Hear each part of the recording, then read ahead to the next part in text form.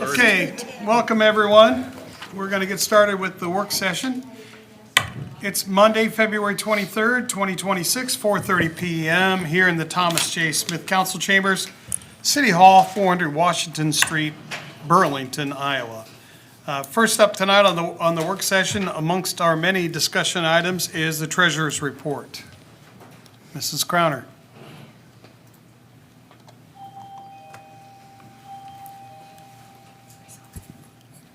In the packet was January's Treasurer's Report. I didn't see anything that I would not expect in here. So if you guys have any questions, I mean, the things are the same as what I've told you before, timing issues and waiting on grant funds or reimbursements. Council, did you have any questions over what was given in the packet? Saunderson Heights, you're just waiting for the, We got our first 250,000. Regional Planning has put in the request for the second, and then there'll be a third payment. So, yeah, it's been submitted. We're just waiting. Okay. Okay. all right, and on the Fire Station Number 3 project, it's showing as a negative balance. I'm not, We haven't bonded for that yet. So, I mean, we're just accruing the expenses that we've spent so far. And we move those into a project fund, so they sit there as a project fund, and right now, the project only has expenses, doesn't have revenue. right. Okay. But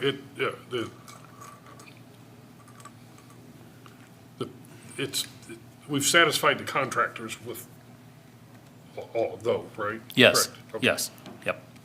There are no, other than current contractor, Carl A. Nelson, there are no outstanding debts or obligations. Okay. I honestly was confused on that, so, thank you. What'll happen is, when we bond for that project, once we go to bid and we're ready to award contracts, and Travis will talk about that a little bit tonight. Travis Squires, our financial advisor, will be here tonight.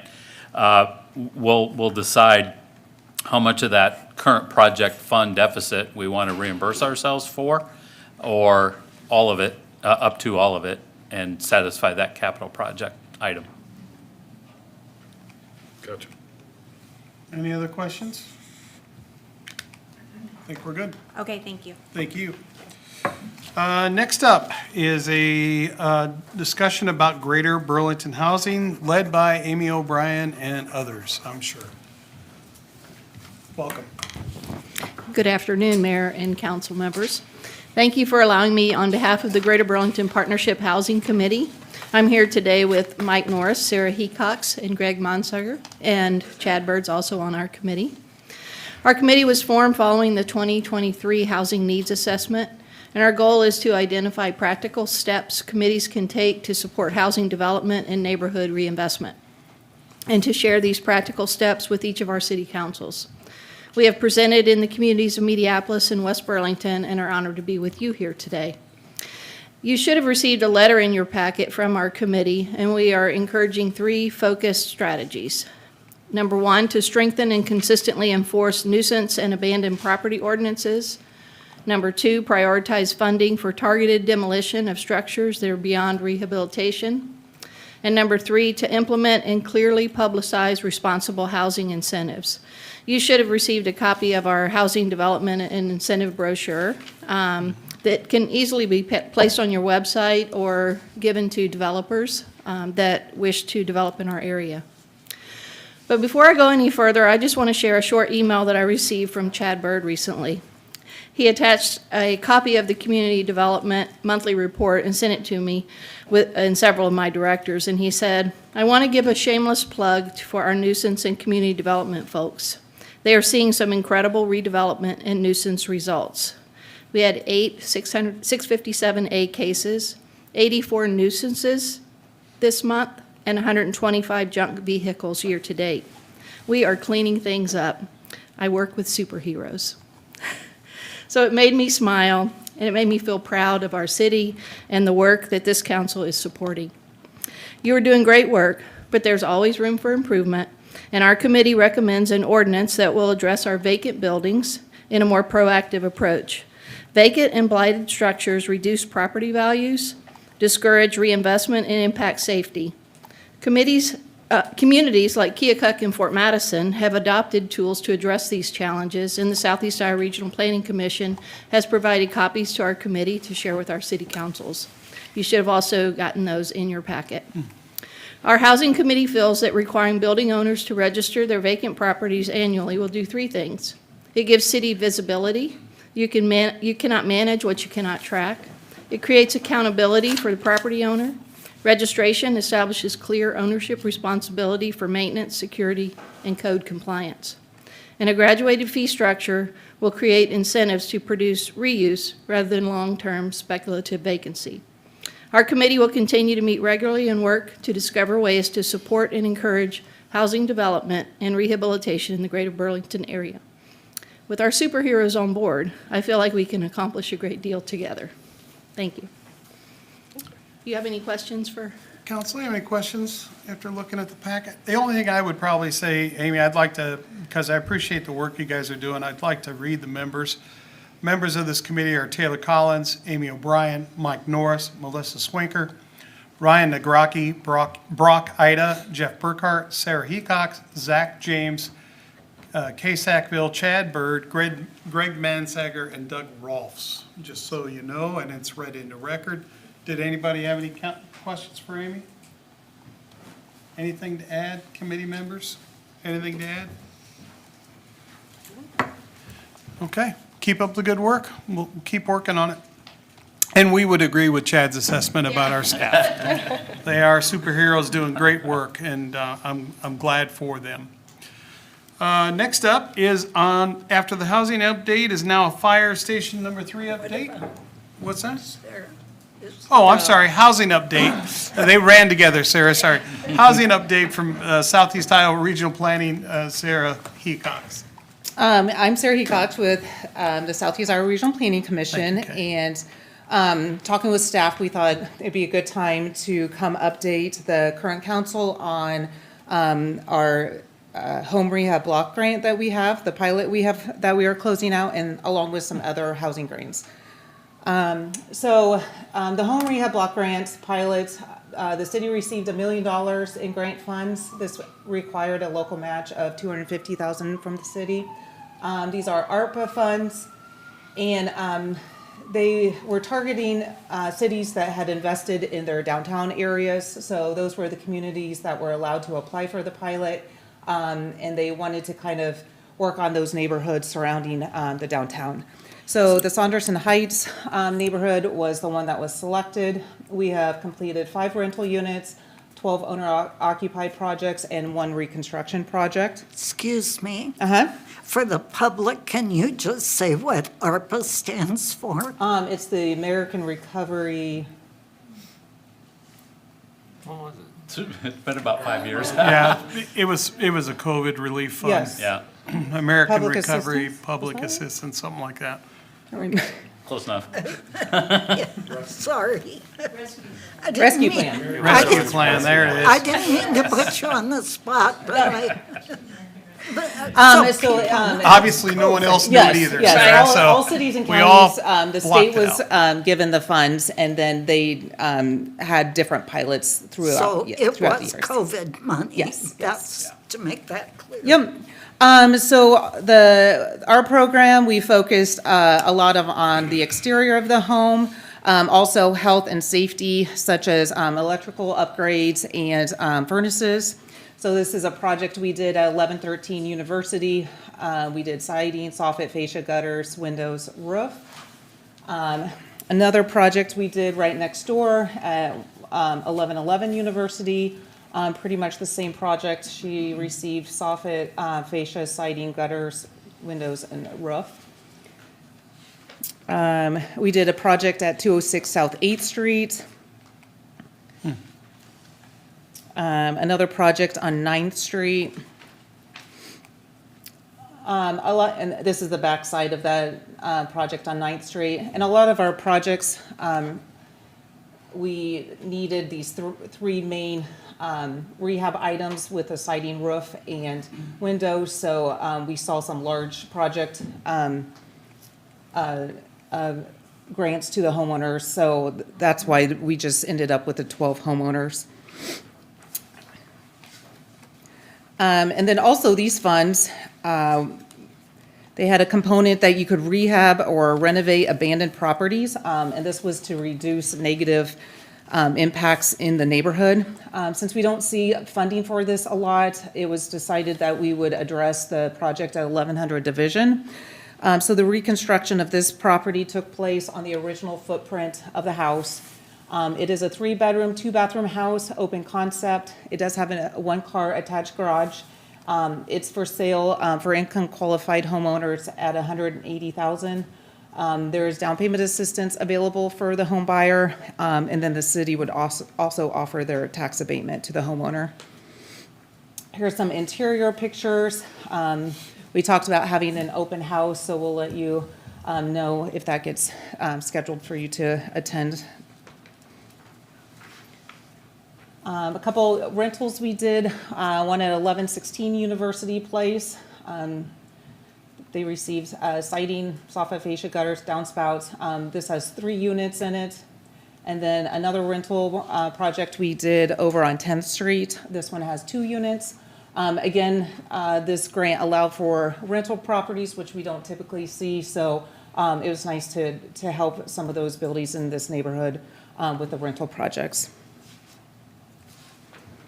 Another program that we had available was a home repair pilot program. This was another pilot that was offered through COVID funds. These took place July 2024 to around July of 2025. Again, we focused on things such as siding, roof, and windows. So the homeowner had to have a hardship from COVID. They applied with the Iowa Finance Authority, and then we received them to do the inspection piece. So we did 15 projects in Burlington. The maximum grant to the homeowner was $35,000, and the total projects that we did in Burlington totaled $492,806. So this project's been closed out. It was a pilot. But here's a couple of projects that we did. One at on South 6th Street was siding. One on Crestview Drive. She received windows, roof, and needed her bathroom vented. And then one on Court Street. He received siding, windows, and a door. Another project that we have is our Housing Trust Fund. I usually come and give the council update on this project. The city gives us $20,000 to use as a local match every year. So you may see that on the city's budget, that this is the program that those funds go towards. So over the years, between the Iowa Finance Authority, the local match required, and our leverage funds is a little over $9 million that we've received for housing for the region. I wouldn't be so quick to go past that one. Oh, To be okay, honest with you, okay. because we always I get. wasn't sure. Well, I know. We always get, I'm just gonna make a comment, we always get comments, why do you pursue grants? Why do you pursue all these different programs? That's exactly why. $9 million basically worth of value over the last 14 years. And Yep. our local match is 1348, and we know it's for the region, not just for us, but what a great job, thank you. And then, so with this program, we use it for local match for other grants, so we can even leverage even more funding. Yeah, thank you. So the different programs that we have available for individuals with our Housing Trust Fund, we have a couple for the homeowner with down payment assistance and the rehab, and then some for developers with the upper story conversion, and then the development and special project financing. So a couple projects that we've done in Burlington.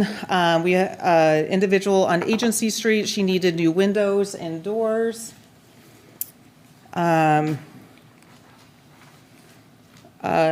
This is a project on Brick Street. They received Housing Trust Fund in additional to a Federal Home Loan Bank grant that we have, so we could do a little larger project on this project. The most recent one that we've completed is the project at 142 South Central Avenue. This also received funding with our Federal Home Loan Bank, so we could do the siding along with the windows, doors, and gutters. Upper story rental conversion project that we just completed at 604, 608 Jefferson. This project includes 2 bedrooms and 1-bedroom units. We funded 4 units. That's the max that we offer with our housing trust fund. So they received $160,000 towards this project. But the entire project has 14 units at this space. A special financing project that we offer developers. They can partner this with other programs such as community development block grants, tax credits. So we have committed a low-interest loan to the Apollo project. So I kind of put some numbers together. These are numbers that from July 1st of 2024 to current. So with our home rehab block grants, the home repair pilot, the Great River Housing Trust Fund, that includes the Apollo investment. And then what we've spent so far with Federal Home Loan Bank. And so since that July date, we've spent a little over $2.3 million on projects in Burlington. We currently have a lead hazard reduction program. My coworker, Jack's been going around to the schools and the public health to kind of get the word around that we have these funds available. They're to reduce lead hazards in the homes. They will pay for the lead inspection and also to remediate the lead found in the home.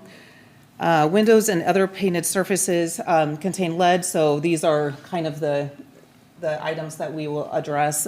Siding can also have lead, so that may be something that they can get assistance with as well. The household has to have a child 5 or under living in the house or visiting, so if a grandparent had a grandchild visiting the house, they would qualify as well. And then the house must be built prior to 1978. I did bring flyers with me for this program that I'm going to leave with Eric that he can put if individuals are interested in applying for that program.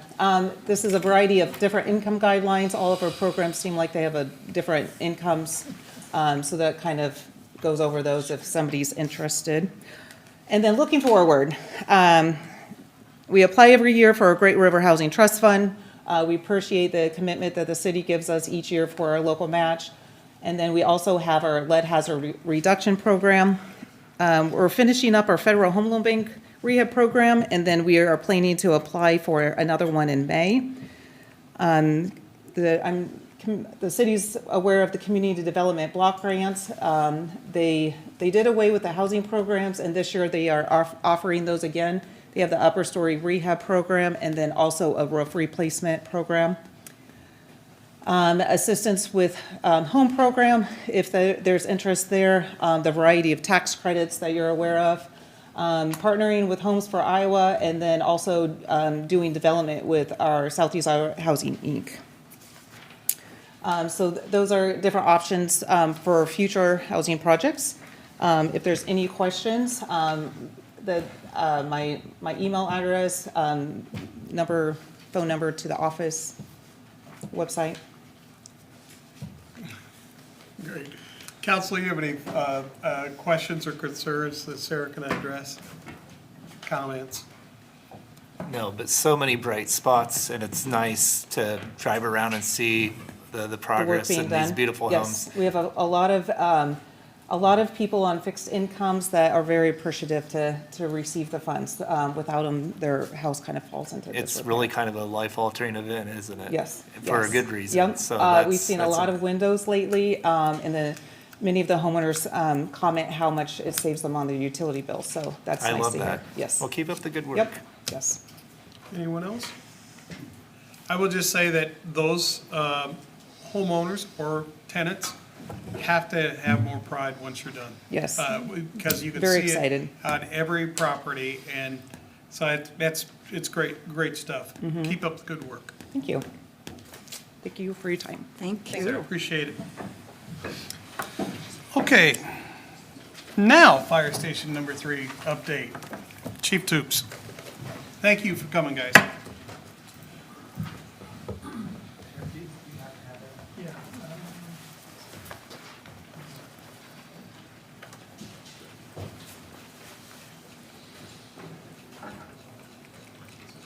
Good afternoon, council. Good afternoon, Chief. We'll see if Eric can get this put on the boards here momentarily. So while we're waiting on that, I'll tell you, I'll start off by saying this is very brief presentation, but again, in a continued effort to provide updates, transparency, and communication, just trying to keep that going. So brief tonight. I think this is 4 slides, and 2 of the first slides you've seen before, but again, continue to discuss these things. And then on the back end are slides or pictures that you have not seen before. So we'll get started. So this is one that you have seen, again, just the update of where we are with Canco, and just the comparison slides of the interior layout of the building and all those square foot reductions that Carl A. worked so hard to provide.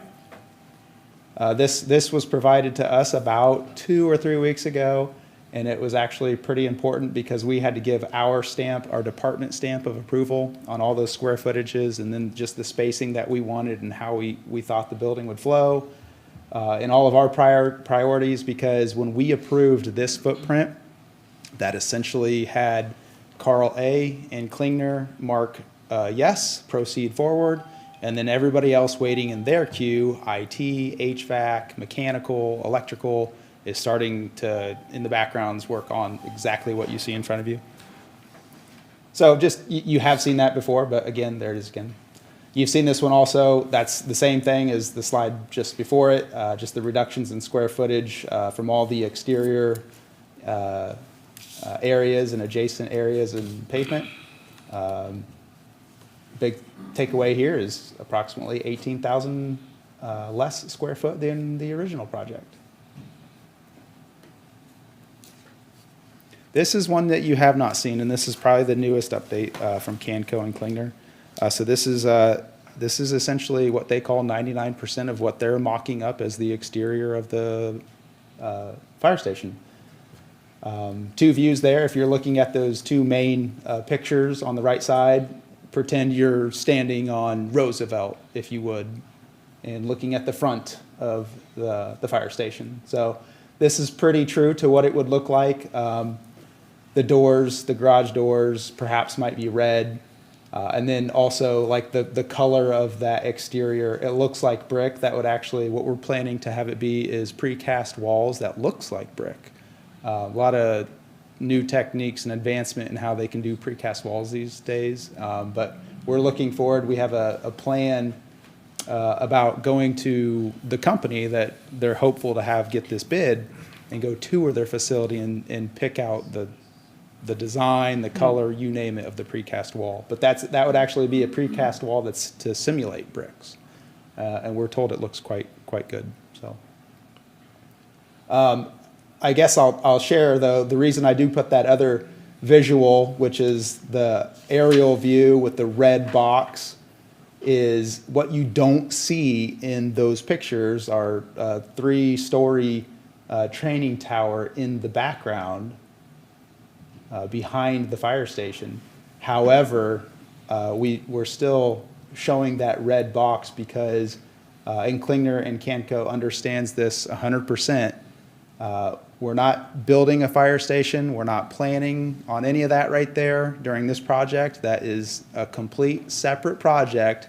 However, if it makes sense for them to, say, run electrical conduit in a particular part because they're already back in the back lot, they'll do so. But that red box that you see would basically be the training tower and the adjacent pavement and foundation of where we would like it to be, with hopefully your approval in the next year or so. So again, completely unattached from this project, but it's worthy of showing you in that visual, if that makes sense. Do you guys have any questions on this slide, since you guys have not seen that technically? That's just parking south of the red block for the training, or is that just pavement? If you're, Mayor, you. That right there, This yeah. right there, I'll show you in the top slide. That's what you're looking at. Oh, okay. That is a detached, 3-car storage or garage facility. Okay. I'll point, since you mentioned it, the one thing that's important now in this new project is it's a couple of multi-purpose reasons. One being in our tours of training facilities, we toured 4. One huge takeaway we got from touring those facilities and talking with those individuals in those departments, they all asked one question: do you plan on building a separate storage facility, garage, something? And we said, not necessarily. And they said, well, you need to include that in your plans, and here's why. If you ever plan on storing your items, your training props in your facility, you'll never use your facility. They said, take it from us, take it from our mistakes in the past. You have to have a separate little set aside storage site, or else you're spending half of your time getting this stuff out.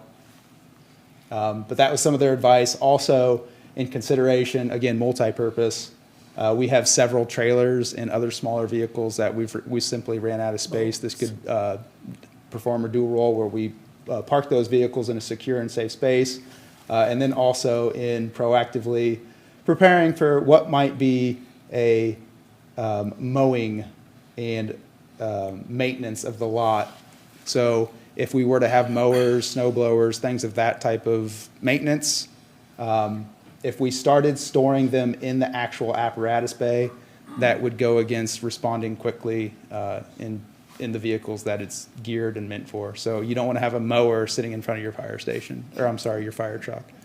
It's not designed for that. So that's what that is, Mayor. That's a detached 3-part garage / storage. I appreciate that. Any other questions? Lastly, it's a pretty important slide, but again, it's a transparent slide that we thought would be nice to show you at today's time and date. So these are all the costs of the project from day one leading up to last week. And those are in order. So the land purchase from Goalie Transportation, $475,000. Some of the appraisal companies, which was Data Source, Midwest Realty, and Rally Appraisals, we had 3 to get a good understanding of what the appraisals on the land was going to come in at. We spent $2,400. Land surveying from Klinger, you can see that number. And then the big players in the original project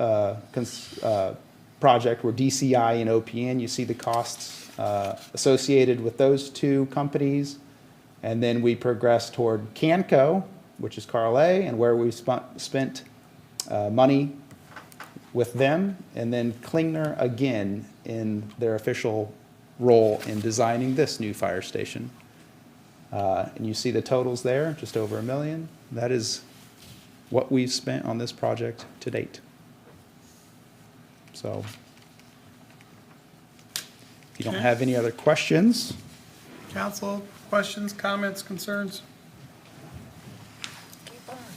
thank you so much. Yep, thanks, We will. Chief. Good presentation, appreciate it. Yep. Okay, next up, our friend Travis Squires is here to talk to us about our city financial report. Oh, my goodness. Wish I could be as concise as the chief, but Is that a pre-warning? I will do my best. All right, thank you, sir. Well, thanks for having us come out and speak through the financials. I do think it will go pretty quick here. We're going to hit a lot more high-level things. There are a few things that are a little bit, I won't say up in the air, but obviously some recent news on Cascade Bridge, which is kind of forcing a little bit of a pivot as we kind of work through the plan. And I'll talk to you about how, despite maybe your CIP not officially be amended, how I've been updating your financial plan based on conversations with staff. Obviously, we're not going to borrow for money that you get grants for. And then additionally, we'll just talk through a couple pressure points that we're seeing. Nothing out of the ordinary. I think I would say, it looks really similar to some property tax reform. I'm prepared to speak just very briefly on that, but clearly there are some things that are working in the legislature, 3 bills that, stop at any time. And again, I'll try to hit a few of the things that I think are important and then prompt you for any feedback. So if we kind of move through kind of the roadmap, I really didn't update anything on that summary of capital planning on slide 4 there. Just kind of the whole, I guess I'd say continued progress that you make as a community, which is fantastic. Some of our internal rating metrics that we look at for the city have also been improving. We did, as we kind of work through an issuer comment that you recently received from Moody's, and then just kind of preparing for the bond rating process, you continue to be in a slightly stronger position each year that we move forward. So it's really good to see. As we kind of look at the capital planning targets on the next slide, then, your debt limit margin currently sitting around 51%. So obviously, one of the lower marks that we've had in kind of these annual reviews. If you didn't issue any debt with your new valuation as of July of this year and paying off your June payments, you'd be at 42.8%. But, obviously there's some plans to do a few projects which will impact that. Your debt service levy, current FY26 at the 37979. I think you'll be kind of in a similar spot with this year's budget. One thing that we've talked about in the past of, looking at your TIF valuation, the ability to release some of that valuation does benefit the city's operating budget. So this year, kind of moving in with a lower TIF claim than you've had previously. So not that it made budgeting any easier, it just gave you a few more tools in your toolbox as you kind of work through the FY27 budget. So you're not at that 100% TIF income. I don't have the exact percentage. I think it's somewhere around 75% to 80% of maximum, which is the lowest. I would say the lowest the city's been probably in a decade or two in terms of your TIF claim. So some really nice progress there. One of the things we've been talking about is just kind of setting a new target levy rate. Some of this reliance upon using tax increment financing dollars has been offsetting your debt service levy.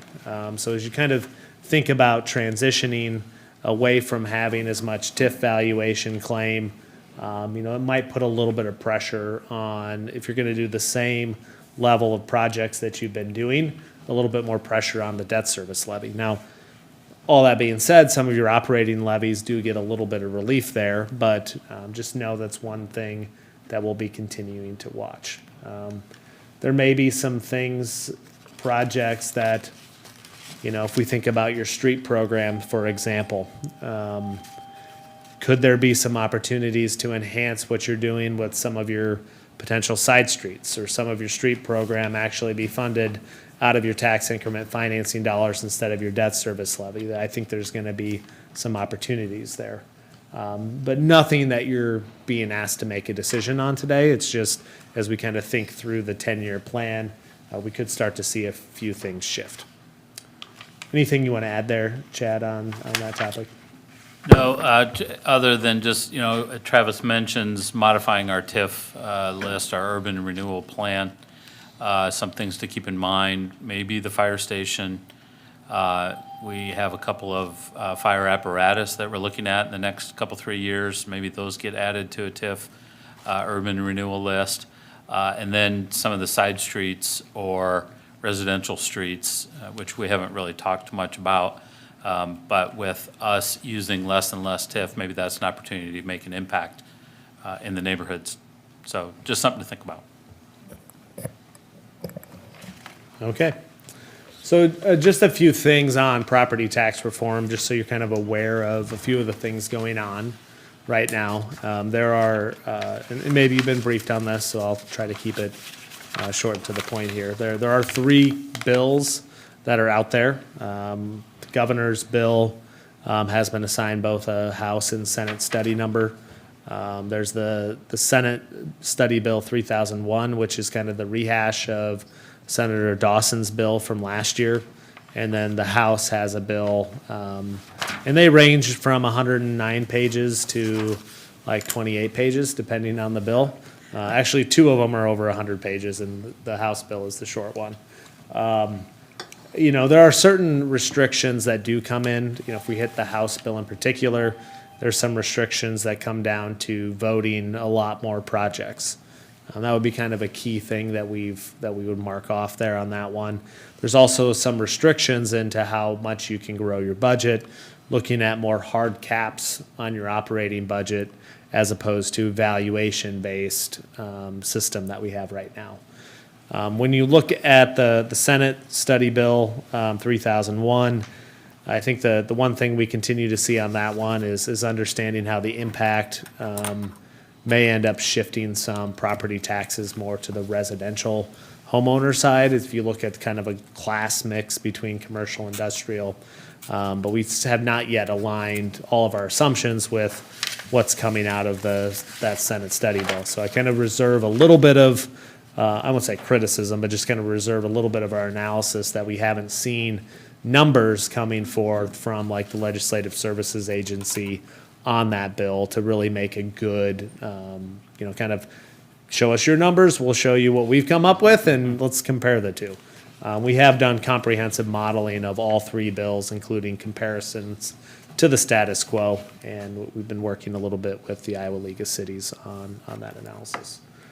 When you get to the governor's proposal then, you see some kind of minor tweaking of, some exemptions for homeowners in terms of like capping property taxes as they, age through, paying taxes for 40 years on your house, right? You start to get some caps there.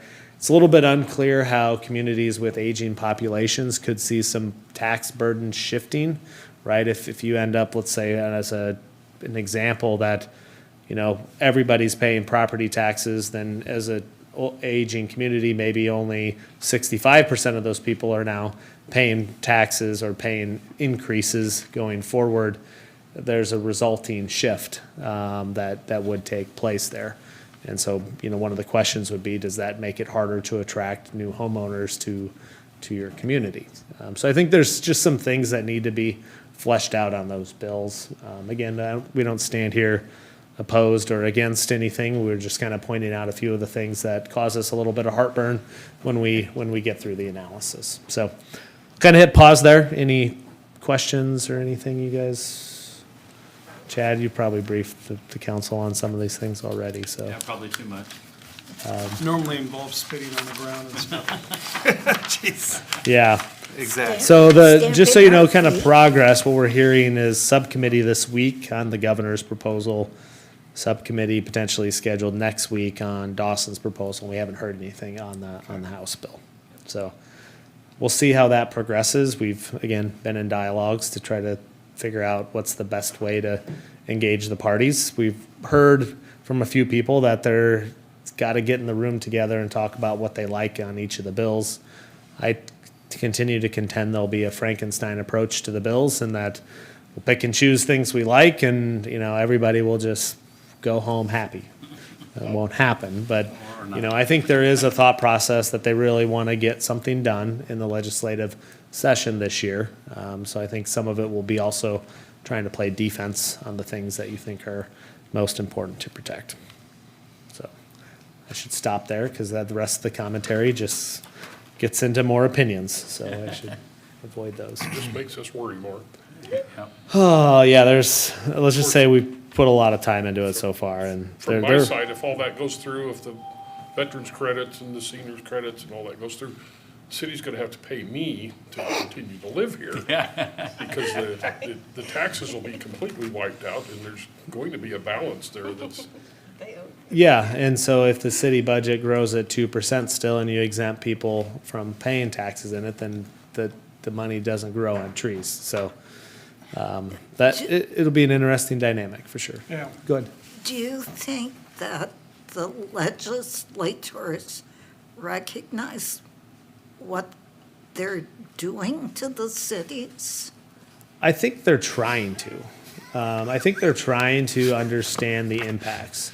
Because these things all come from ideas, and the math behind them is really complicated.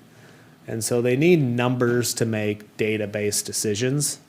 And it's really hard to slam 3 different bills on. I mean, we've got one employee that's basically all they've done for the last month and a half is work on trying to bring this analysis together. There's been some analysis that came out from Iowa Taxpayers Association, kind of trying to compare those bills, and, we've had an opportunity to look at it, and, there's some things in there that, I think they got right, and some things that, like any model, the assumption doesn't make a ton of sense. But I think that's some of the dialogue, that they got to get the analysis, we got to understand the impacts, and, I think it would have been easier to be able to say, like, hey, we have this, let's study it for a year, right? And that's what everybody always says, let's study it for a year. But I also get the impression that, they want to get something done, so there's going to be a lot of numbers flying back and forth, and, advocacy needs for communities around the state to try to figure out how it's going to impact them. And then there's the side thing, what does this do to the state's budget? Anytime you start talking tax reform, there are components, specifically as it relates to school funding, that flow back to how much money comes from the state's general fund. So when you're trying to show tax impact, or your city budget impact, that's one component of it. How does it impact your homeowners in various classes? That's another component. And then what does it all do to the state's budget and affordability? And so none of these bills can be taken, in just looking at how does that one point. Because one bill you'll say that works best for the city's budget. The next bill you say, well, that one looks best for taxpayers. And the other one you'll say, well, that one doesn't look very good for the state's budget. So trying to mesh all of that together and figure out what the goals are and what you want to accomplish, I think are the hardest thing, which is where you kind of step back to, is there anything easy you can do to just say everybody gets some property tax relief and be done? And unfortunately, they didn't ask me about that, but, there are a few ideas that we'd have, like, this would be a simple one, right? It doesn't change a whole lot, and, for lack of better, I do trust that the process will play out. I don't know how all the deals get made in the back room, so. I will say this, if their activity negatively impacts my community, I would prefer that they not feel the need to get stuff done.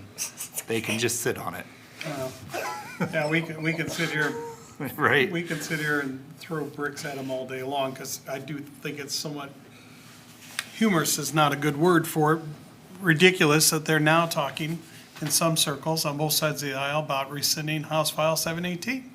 So don't pass something just to pass it. I agree with you, Yeah, Robert, but you're talking to. A flurry of activity And- doesn't mean you're getting anything And productive Travis is done. not representing them. so- No, we get it, we get No, it. we understand Yeah. that, but I just was curious from your working with them to try to figure out if you, I think your word was heartburn, right? It's giving you Yeah, heartburn. it does. Like, we're trying to do the best we can to have active dialogues, right? Because at the end of the day, if there's a desire to get something done and it can work for all parties, great.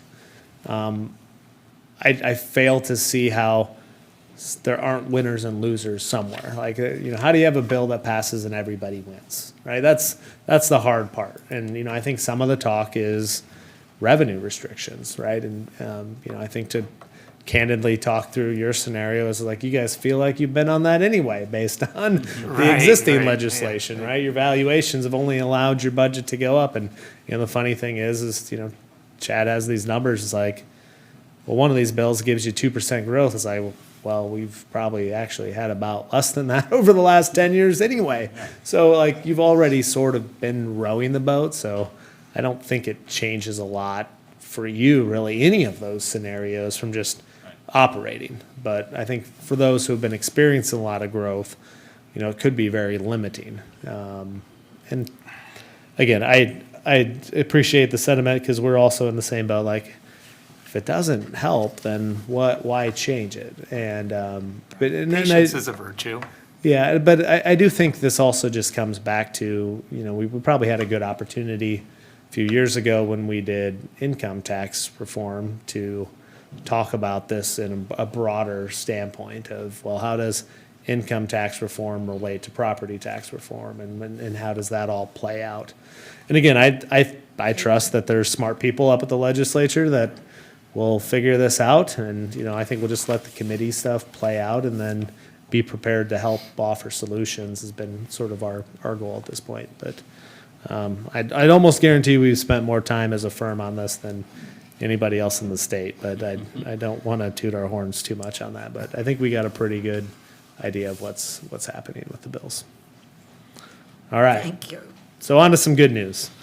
You know, for the first time in, you know, the decade, you've had like 3 years in a row with more than 2% valuation growth as a city. So, you know, as we kind of look through your valuation profile, kind of that top line here picks up, you know, your growth rates.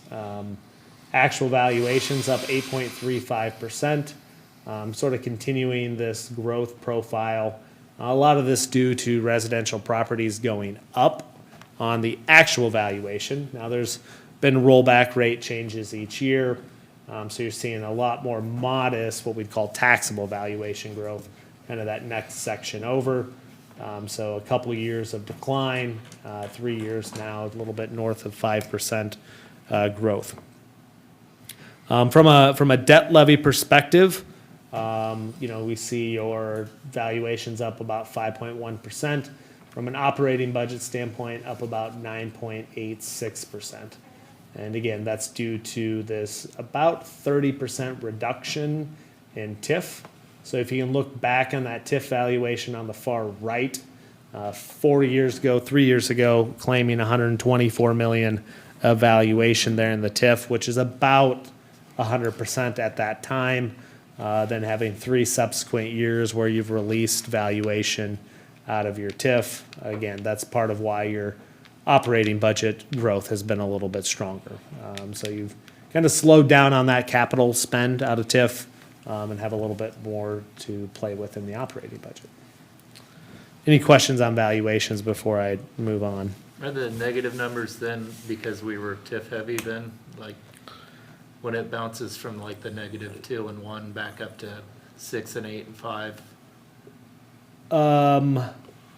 One of those years, yes. The other year, just that 2021 year was just a really light year.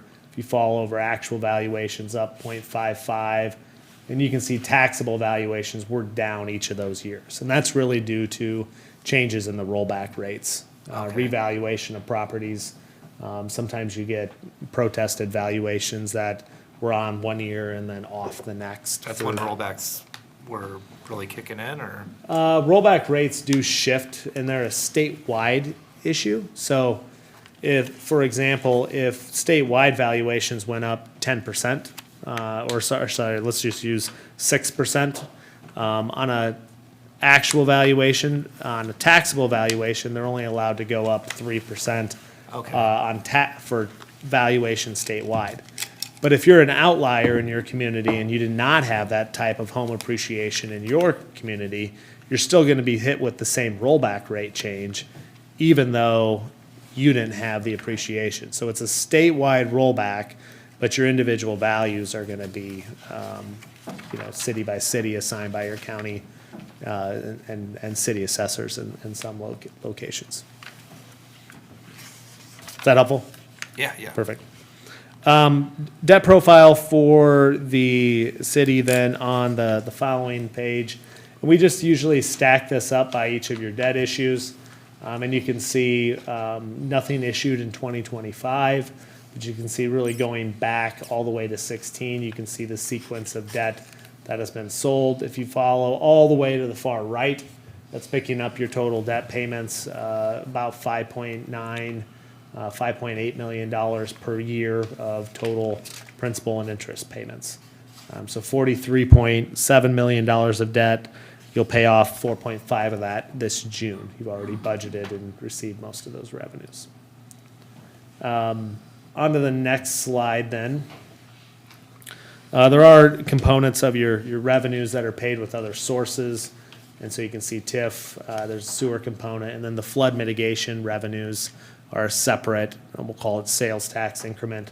So you have one project funded there out of those debt obligations, a couple cash. We do have some more borrowings coming on that front that we'll talk about later.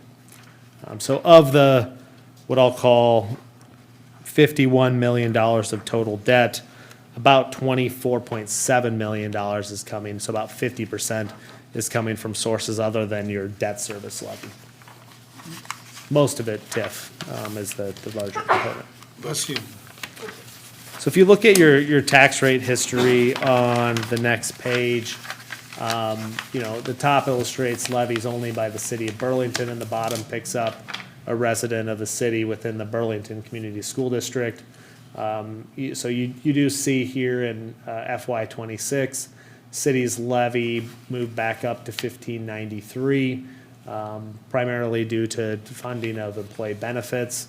That's still, quite a bit lower than the high water marks that we saw back in 18 to 21. So just kind of looking at the 10-year history, kind of right in the middle, kind of on average with where you've been. If you go to the bottom table, then, you are picking up then the school district and community college levies as well. I think the component that you would note there, a little bit of an increase here on the school district side this past year. They had some things that they needed to do with their operating budget, kind of on a one-year bump, that it was shoring up a few things in their budget, so they saw an increase. So your overall taxpayers would have seen, all else held equal, an increase due to the fact that both the city and school went up, but the school was the significant component, going from 1225 to 1597, where the city went 1543 to 1593. At the same time, most of the rest of the levies stayed pretty stable. I don't have any particular knowledge of the school district's budget, but I do think it was more of a kind of a one-time shift that they were. They voted for an auditorium for them, so that That doesn't. No, that wasn't Isn't bond. on there yet. oh my No. goodness, okay. Yeah. Well, that'll go up again, huh? No, I don't think you'll see increases beyond that. Moving to the constitutional debt limit side, I alluded to this a little bit earlier. This does pick up your utilization. There is a city policy on the books right now to stay within 70% of your constitutional debt limit. So you can see off to the far right, there's what I'll call the policy margin. So if you were to look at, based on debt that you're issuing this year, the policy margin would put you in that 15 to 24 million and still staying within that 70% margin factor.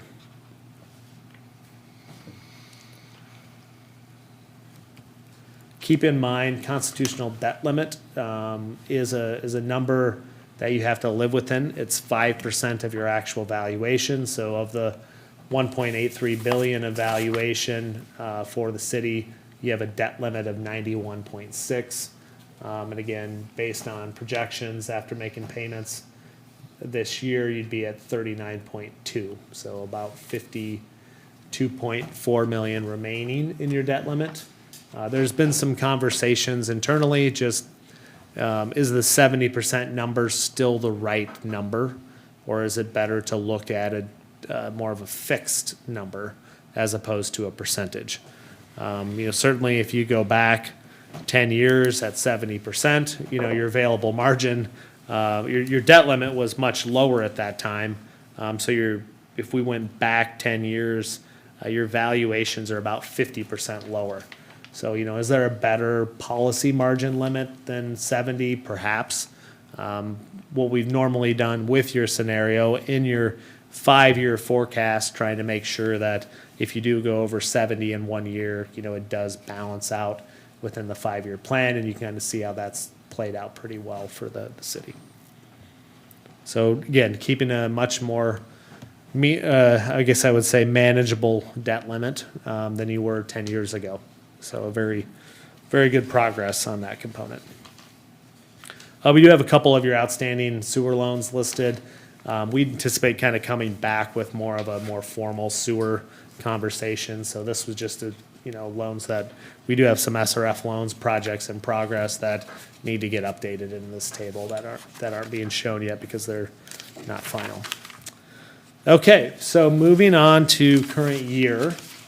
And again, a little bit of a work in progress. Usually we're pretty final at this point, given some of the Cascade Bridge discussion and then also, with the fire station, just kind of figuring out what the timing of those sequence debt is. Certainly we don't need all the money for the fire station in year one, but there's not a whole lot of reason to sit back and wait either.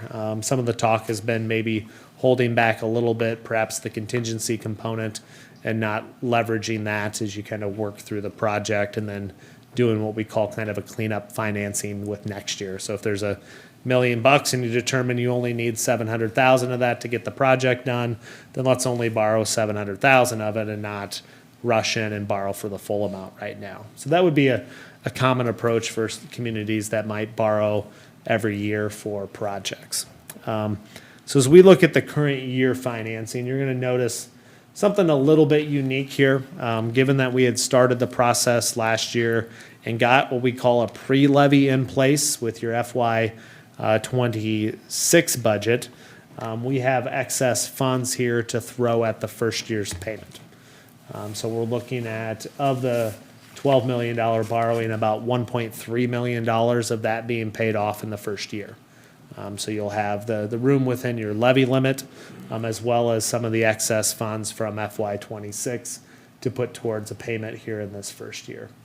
Right now, there is no forecasted TIF portion, and the sales tax increment portion. I guess I'm not sure if we're going to hit that this year or if we'll wait and do that next year. I think we've modeled it out both ways. So it's not linked in through here, but we may add the sales tax increment component in yet this year, depending on your leverage amounts. So 12.1 million. The sewer financing stuff we're still finalizing. And then normally what we've done is taken kind of a gander through a couple charts. We've got a preliminary amount. This just matches what's in your approved kind of 10-year CIP, so I'm not going to spend a lot of time talking through this. But I will point out a couple things that we've shifted right now. The first one, you'll see that there's $9 million of borrowing under Cascade Bridge. We have backed that down to 3 in your model right now. So the $4.5 million that's listed under tax increment financing has gone away. And then the general obligation from the debt service is currently set at $3 million. So you can see that's part of the highlighted number in 2028. As we look at the flood protection, there's also a highlighted number at $10,165,000. Noting there that the revenues from that increment cannot support the full $15 million of debt. And that's not something that's new. We've been modeling out, and it's actually improved over last year, but about 3.7 million of that will likely slide under general obligation bonds just paid with TIF. So that's what's in the modeling. And then, there are a couple things that, clearly are still up in the air. There's a park maintenance office building. There's an aquatic center, listed in there. So some of the funding, when you get into projects that are a little bit more building oriented, do kind of shift outside of our, what I call kind of your normal sustainable debt levy. So figuring out how to handle those is something that we're still working through in the plan. But knowing those are a couple years off, they don't cause me a lot of heartburn or concern right now. That's what's kind of on the preliminary list. As you kind of look out 2030 and beyond, it's more just looking at regular street maintenance program and what that might look like. There's been some talk here. There have been quite a few significantly large projects done on the street side that have been grant supported. And some of the discussions we've had internally with staff is that those made a lot of sense as the grants were available to do those and accelerate some of those projects, but, you start to get to an unsustainable. You can't take on $7 million of new capital every year and expect to live within the same debt levy. Now, if you start leaning back into some of your TIF revenues again, that might give you some more capabilities. But right now, this works pretty well in your model. As you move to the next slide, I tried to pick up some color coding just to, hopefully this is a visual. And right now, what you look at a target rate, and that's indexed off the right. And you see that orange line at the top, that basically is telling you that we're showing a $3.79 debt service levy in this scenario.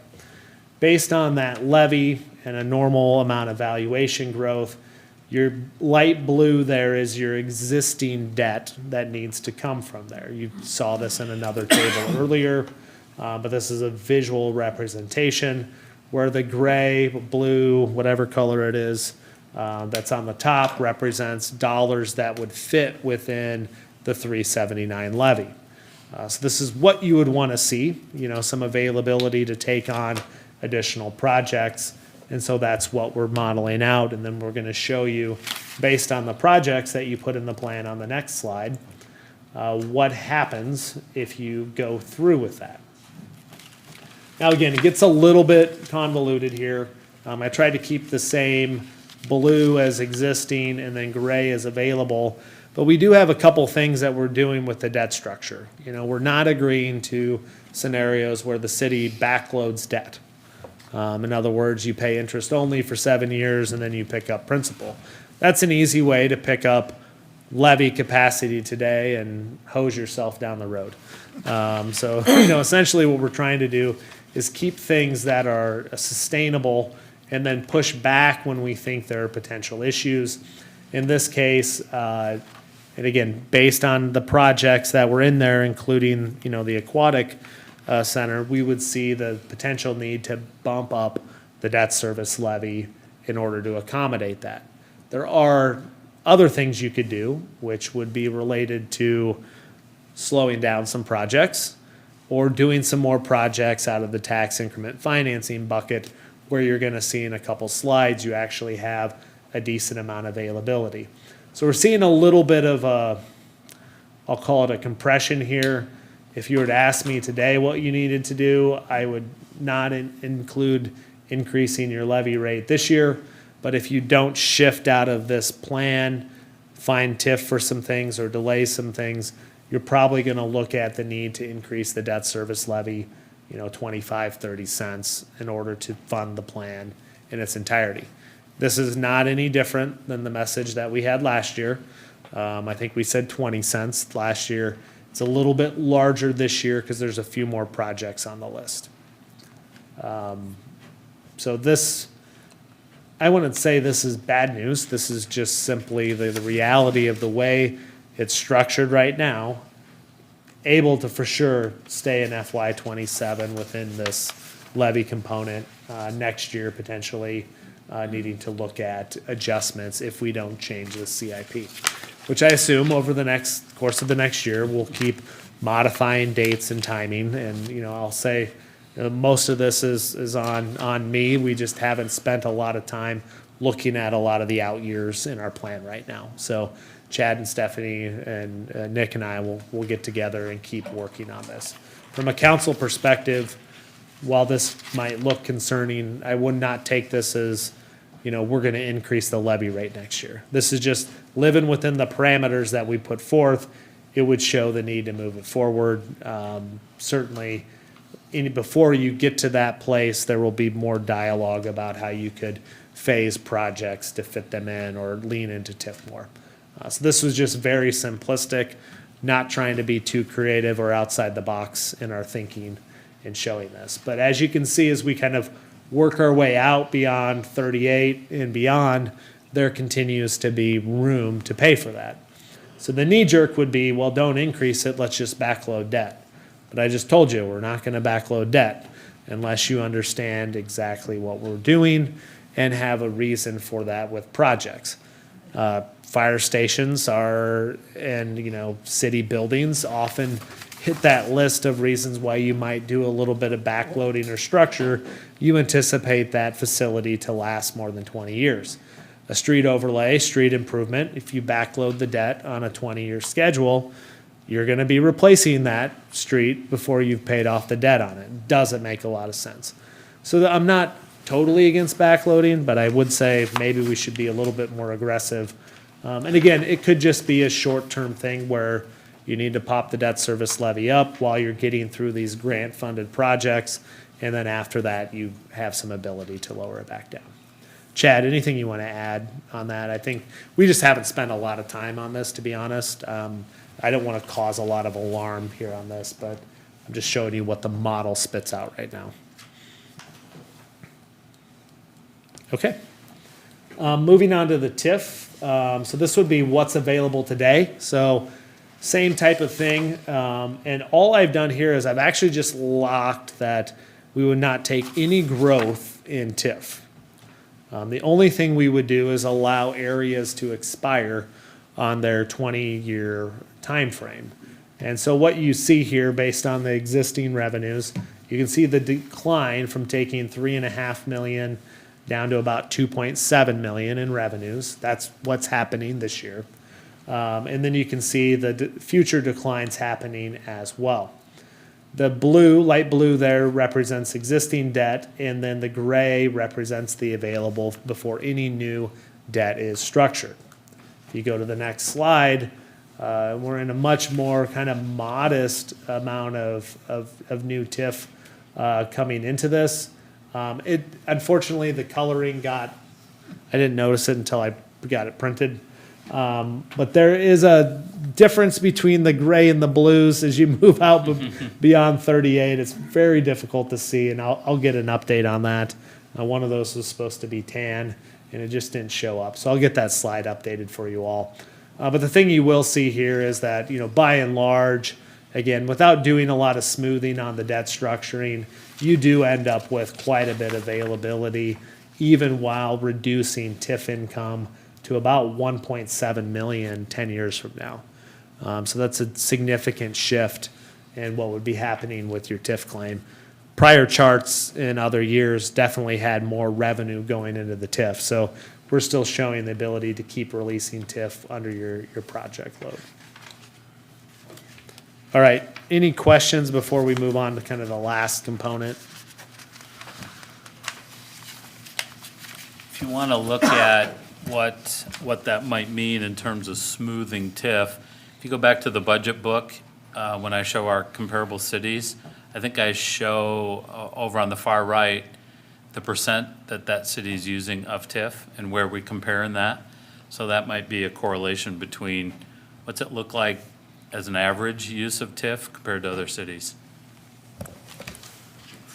So this next sequence is a little bit different. I don't have a lot of good charting here built into this, but we've got a couple sequence here. If you follow like columns 2, 3, or 3, 4, and 5, pick up your original revenues that were planned, and you see those went out to 2033.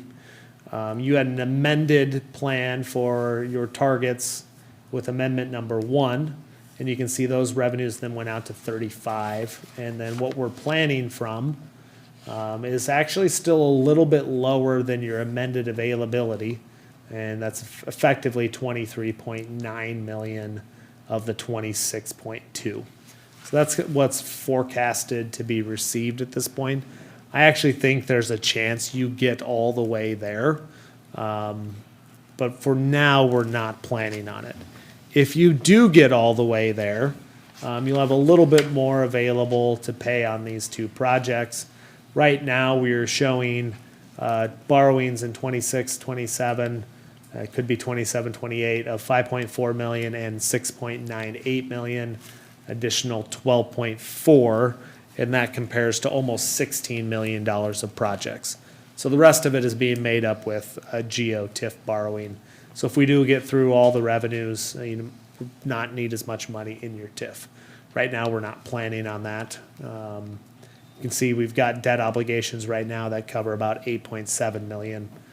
So this is how we would factor in spending through these available revenues. This continues to outperform slightly, so that's been a positive thing for the city. There was a time when we were worried if we were going to get to 2/3 of these revenues, but the city's retail tax base has been quite strong. So testament to some good work there done through economic development teams. All right, so the last piece of this analysis then is what happens with the debt limit. A couple things going on the chart. I'm going to ask you to pay attention to the lines to start with. There's a line right across the middle that shows the 70% target. There's a moving blue line that shows your actual percentage of debt obligated. You can see that blue line does chip ahead of, in this case, just slightly above 70% for a year or two, and then it slides back under pretty significantly and pretty quickly, just indicating that, you know, your planned debt load is, you know, significantly lower than what you'll be paying off in those years. I do not pay too much attention to those numbers beyond 2035, 2036, because we're not programming more than 10 years of debt into this model. So you can ignore some of that. And I'm fairly confident there will be more projects that come along for the city beyond kind of just your street maintenance work as we work through the plan. All that being said, you know, I do think you're in a pretty good spot, much like last year's overview. So if we're going to kind of skip to any kind of summary points, nuggets you're going to hold on to. You know, I'm still keeping this in there. I almost modified this, but you know, you continue to really just have a low taxable valuation growth trend. If you were to look at over the last 20 years, your city has grown at a slower pace than a lot of other communities of your size. That has created strains on how high of taxes you need to be and just what you've been able to afford with respect to your debt limit. I think it's improving over the last couple of years, and I think it looks better going forward today than it did even 3 years ago. So that's definitely improved. Again, your debt limit forecast experienced some improvement. You know, some of your increased project costs, just some of your things that become more expensive, has been encumbered on the debt limit margin. You know, I will, you know, throw out some kudos to the work that the city has done in trying to bring the fire station project in at a very manageable cost comparative to what we've been seeing. You know, that helps these overall numbers and affordability of other projects by being diligent on the projects that you can be diligent on. And I think you guys do need to take, you know, pat yourselves on the back for the work you've done. You know, it's not easy to say, let's take restrictions on this. Let's not just borrow the maximum amount we can. It shows a lot of fiscal restraint. That's good to see on your part. I think we do need to be thoughtful regarding the use of TIF versus the debt service levy for projects. This is really kind of the first year I've kind of thrown that in there as we've started to kind of back off some of the projects slated for TIF. TIF is a tool. Use it if you need to. But just understand that if we do go to a city that funds more of their CIP, not with tax increment financing dollars, then you're not necessarily going to be able to compare your debt service levy to another community who is funding their CIP with a lot more TIF revenues. So just know that comparison game can be a little bit difficult. And you got to make sure you understand what you're trying to compare. I'm not suggesting that you need to use more TIF, but just understand that as you reduce TIF, it is going to put a little more pressure on your debt service levy if you don't shift to doing less projects going forward. Otherwise, I don't think you really want to be bored with a bunch of market information on interest rates. When are they coming down? They have been. They have been. You know, we've seen borrowing rates below 4% on 20-year bonds. We had a city or school district sell debt last week, 378 on a 19-year debt. So certainly we're seeing a little bit improvement there on the tax exempt market. again, I'm feeling that's a little bit, we do have a little bit of market rally, flight to quality. It's a little bit hard to predict what's going to happen going forward. But there's been a lot of supply that's been met with outpaced demand. So I think, looking at selling debt this spring, should be a pretty good spot for the community. If you flip ahead to market update 6, this is going to pick up just kind of where rates are currently within kind of a 10-year range versus the average. So a little bit higher than the 10-year average, but you can see kind of versus the peaks and the low rates, it's on the short end, pretty favorable. As you move out to the long end, it's a little bit more in the middle of that range. So that blue-black kind of with the, the squares or diamonds represents kind of what I'll call the current yield curve for AAA credit.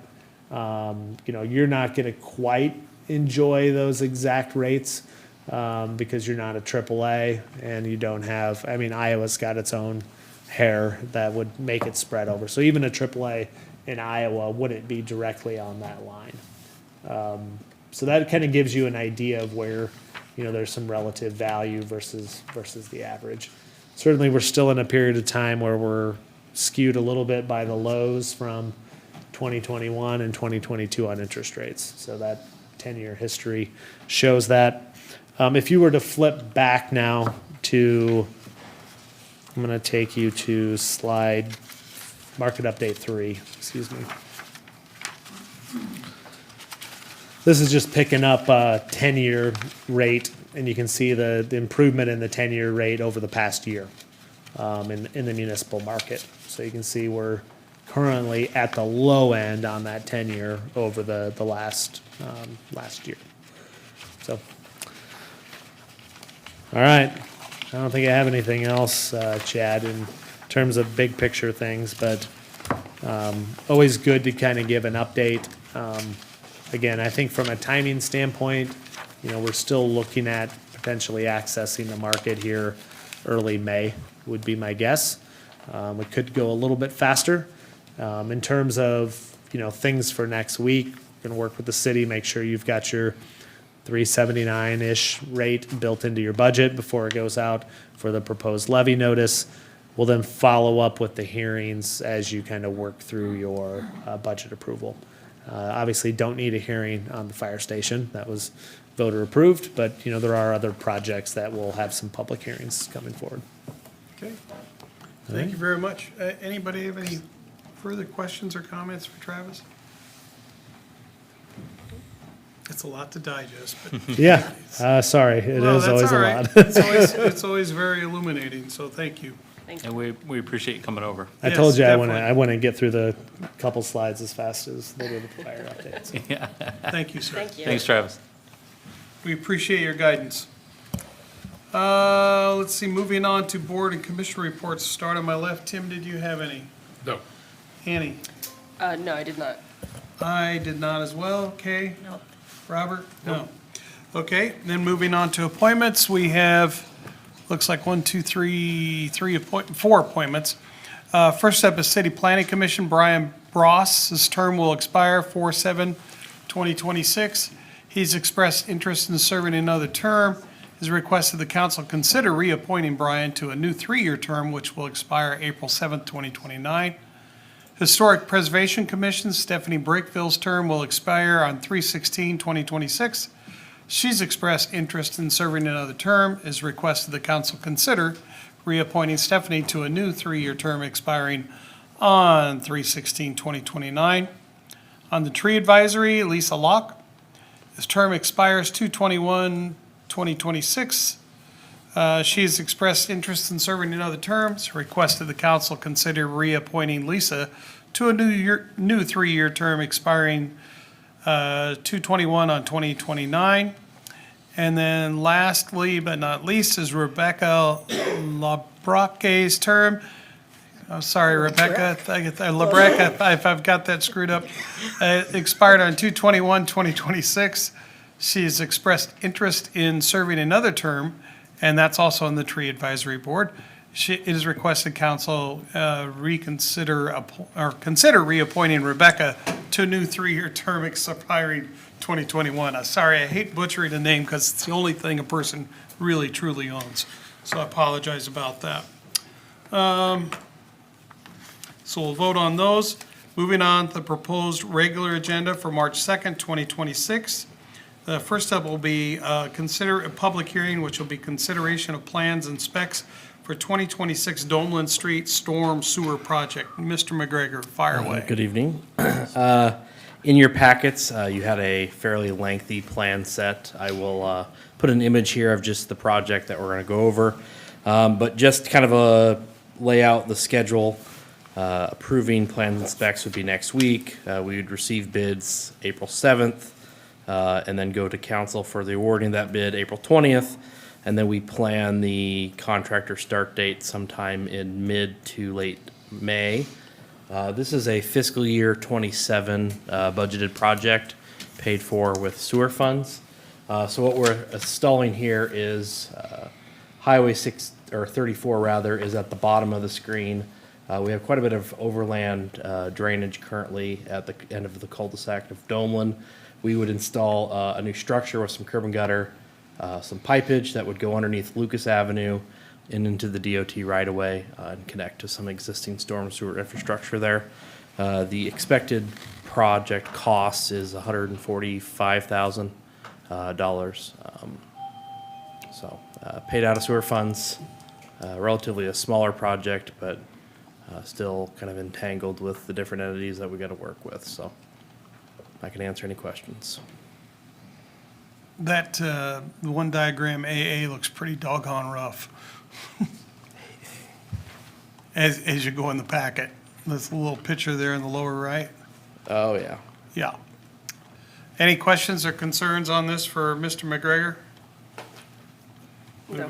Moving on.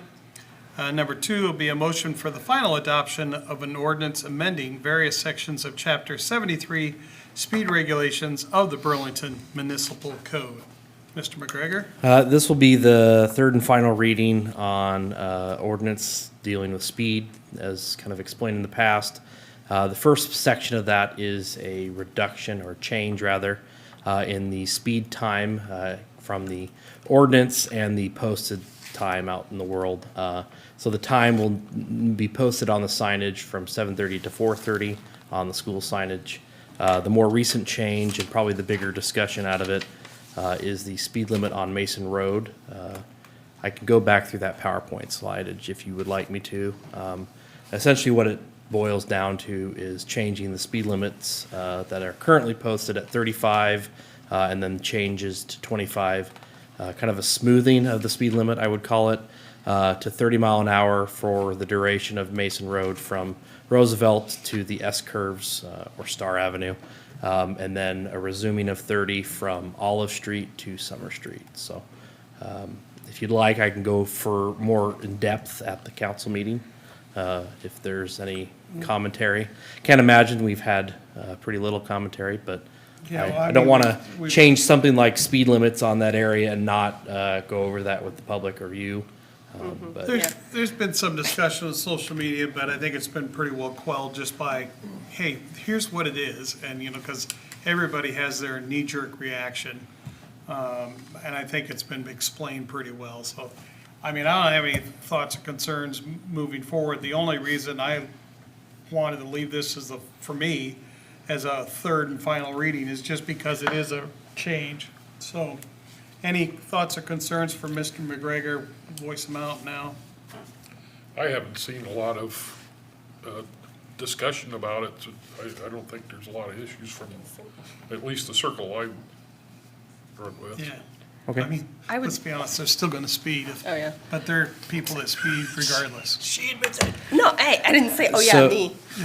If there's no other questions, upon its approval next week, we would have to wait until the ordinance is posted. And then we will put out press releasers before the actual install and changes of signage. So And then they'll be demarked with little red flags on either side of the 30-mile-an-hour zones. Okay. So it'd be throughout the whole corridor, essentially.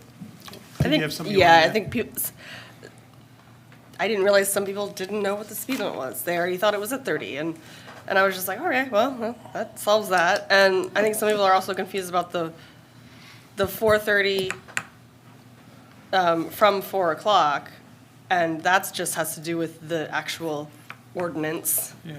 as far as that goes, but that is also going to change the time on the school zones from 5 As posted. as posted, posted. yes.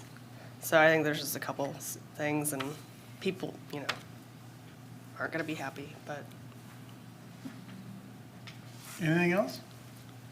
Well, if I need to go into depth on anything next week, please let me know. And What do you think, council? Does he need to go over it all I think again? we've covered it plenty. I don't haven't we? think he needs to do it Unless unless there's some questions. there is questions from the I'll be public. locked and loaded for next Yes. week. Okay, that's Perfect. better Love it. to be prepared. Thank you, sir.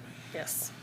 Number 3 is a resolution approving amendment number 1 to the professional services agreement with HR Green, Inc. for flood mitigation program phase 7. Look at my room and So this is an amendment to our current contract. The city hired HR Green to carry forward the next phase of the flood mitigation. We're actually wrapping up the 2 final stages of design into one grouping.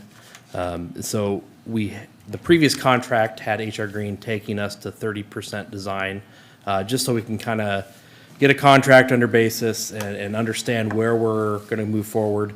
And so this amendment in front of you with HR Green would take us to final design and bid plans. And that contract is in the packet. But to go over what this will cover, it is design work that would extend the flood wall, permanent and temporary, down Market Street towards Main Street. It would involve, we call it a mixing chamber, but essentially what it is an area south of the auditorium where we have to currently HESCO should the river go over 18 foot. What we would do is we would eliminate that need moving forward by some sealing work. There's big storm sewers underneath there, and so we would have to seal it. And then the largest portion, money-wise and design-wise, is the stormwater lift stations. And so when the river gets high, the river comes back through the storm intakes and manholes. And so we would install a secondary storm line that would be valved off during high river events, and any rain events that would occur during that period would then use that alternative storm line, go to the stormwater lift station, and then be pumped over top of the wall. So there's a lot of work that's involved in that stormwater lift station, and it will involve some install of new storm lines down Valley Street, and much to my chagrin, in and around the Main and Valley Street intersection. We need to be able to access those intakes. So my goal is to minimize the amount of disruption around that brand-new pavement, but we still have to tap into those storm lines. And so we'll have to bring that storm line across on Valley Street, and then the same will happen for Market. There on the corner of Market and Front is probably the biggest problem. But anyway, the point of this is that HR Green's contract is amended to include this expected cost for this is $929,000. It's relative to what Mr. Squires was talking about with the flood wall mitigation projects and the sales tax increment. This is ultimately going to get paid for by that money source. So Okay. I can answer any questions. It's a fairly detailed contract. There's a lot of information there, but Council, thoughts or concerns? Is this the last phase, or is there? this is the last piece of it. So there was some work to be expected to be done at the wastewater treatment plant. But I think the original estimating didn't understand that we would have to have a lift station there that would have to be able to handle the full effluent load of the wastewater treatment plant when a wall would be up. And that estimate on that pumping was $13 million.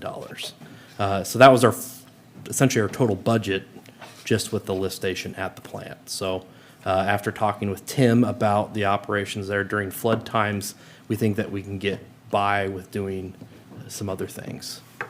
Okay. So most of this work is being done downtown. Okay, any other thoughts, concerns? None. Moving on, number 4, resolution, you want to get a drink or anything, Nick? Resolution authorizing street lighting modifications for associated with the Summer Street relocation project. So when we went out to bid with this work on Summer Street, the street lighting is owned and operated by Alliant Energy, and so it wasn't a part of our design per se. We had conversations with Alliant at the end of the day. We don't want to own and operate the street lights that are along there, and so we have to go through this process to approve the installation of new, a lot of them are different, light poles to service the corridor. And so in front of you is a resolution that would approve the installation of light poles up and down the corridor. The capital costs for this is $120,000, and then we have a reoccurring base rate that we pay for each of the lights. I did put a slideshow or some images. So the purple points are the existing light infrastructure. How did that get on there? I dropped, yeah, can you take that out of there for me? I don't know how I did that. I must have copied it twice and pasted it, didn't look at it. That was the storm sewer line. So the purple are existing lights. Most of them are housed on the north side, on the west side of the road. The gold ones are the ones that would be approved through this resolution. And so you can tell there are a significant increase in lights. So there are currently 18 lights up and down the corridor from Harrison to Kestner. This resolution would approve and authorize the installation of 31 lights. So there is a fairly high frequency of lights, or rather, there is not a lot of lighting on certain corridor or sections of this corridor. So it's a visual impact more than anything to try and show you where the old lights are and where the new ones will be. The other piece is that most of the lighting, or power rather, the overhead power is going underground, other than the area where ITC owns the poles. Alliant is simply moving their electrical to their poles. So the existing overhead power should all go underground. And you've seen some of that start. But one of the things I wanted to talk to you about was the corridor area in between the fire station number 2 and the driveways to the armory / airport. There's this big section here where it's in the flight path of the airport. We tried to submit lighting requests through the FAA, and they were all denied through that corridor. So they have a height restriction. It's hard to see, so I put it in duplicate. There might be some sections where no light poles could ever go because of the height.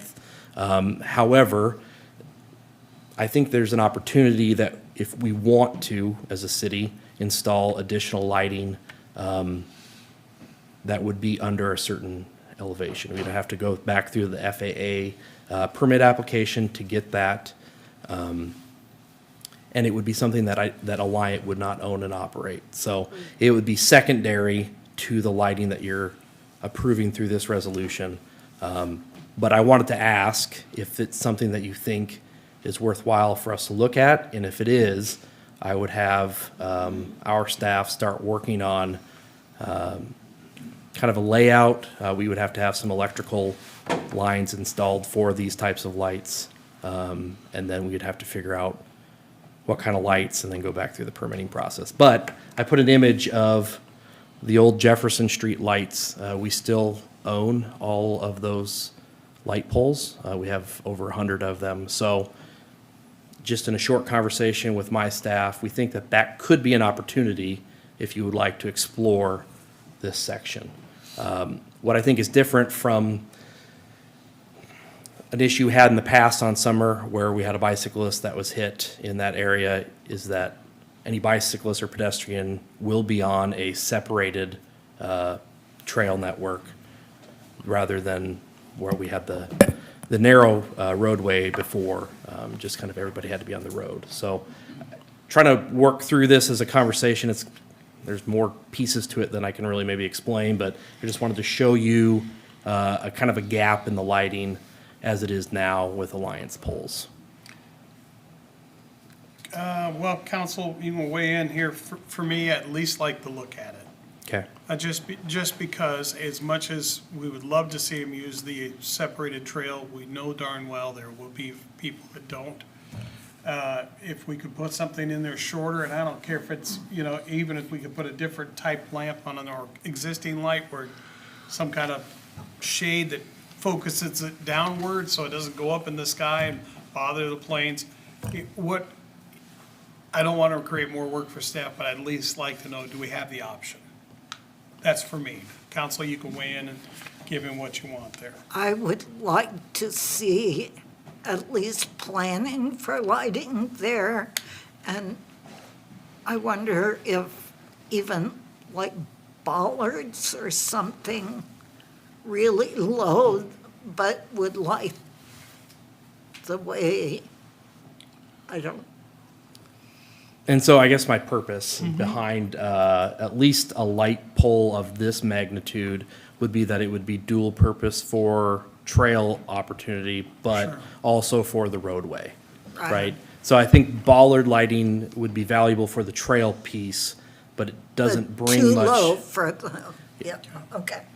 Would the opportunity exist to use it on the trail as it jogs back over towards Madison when we do the rest of the?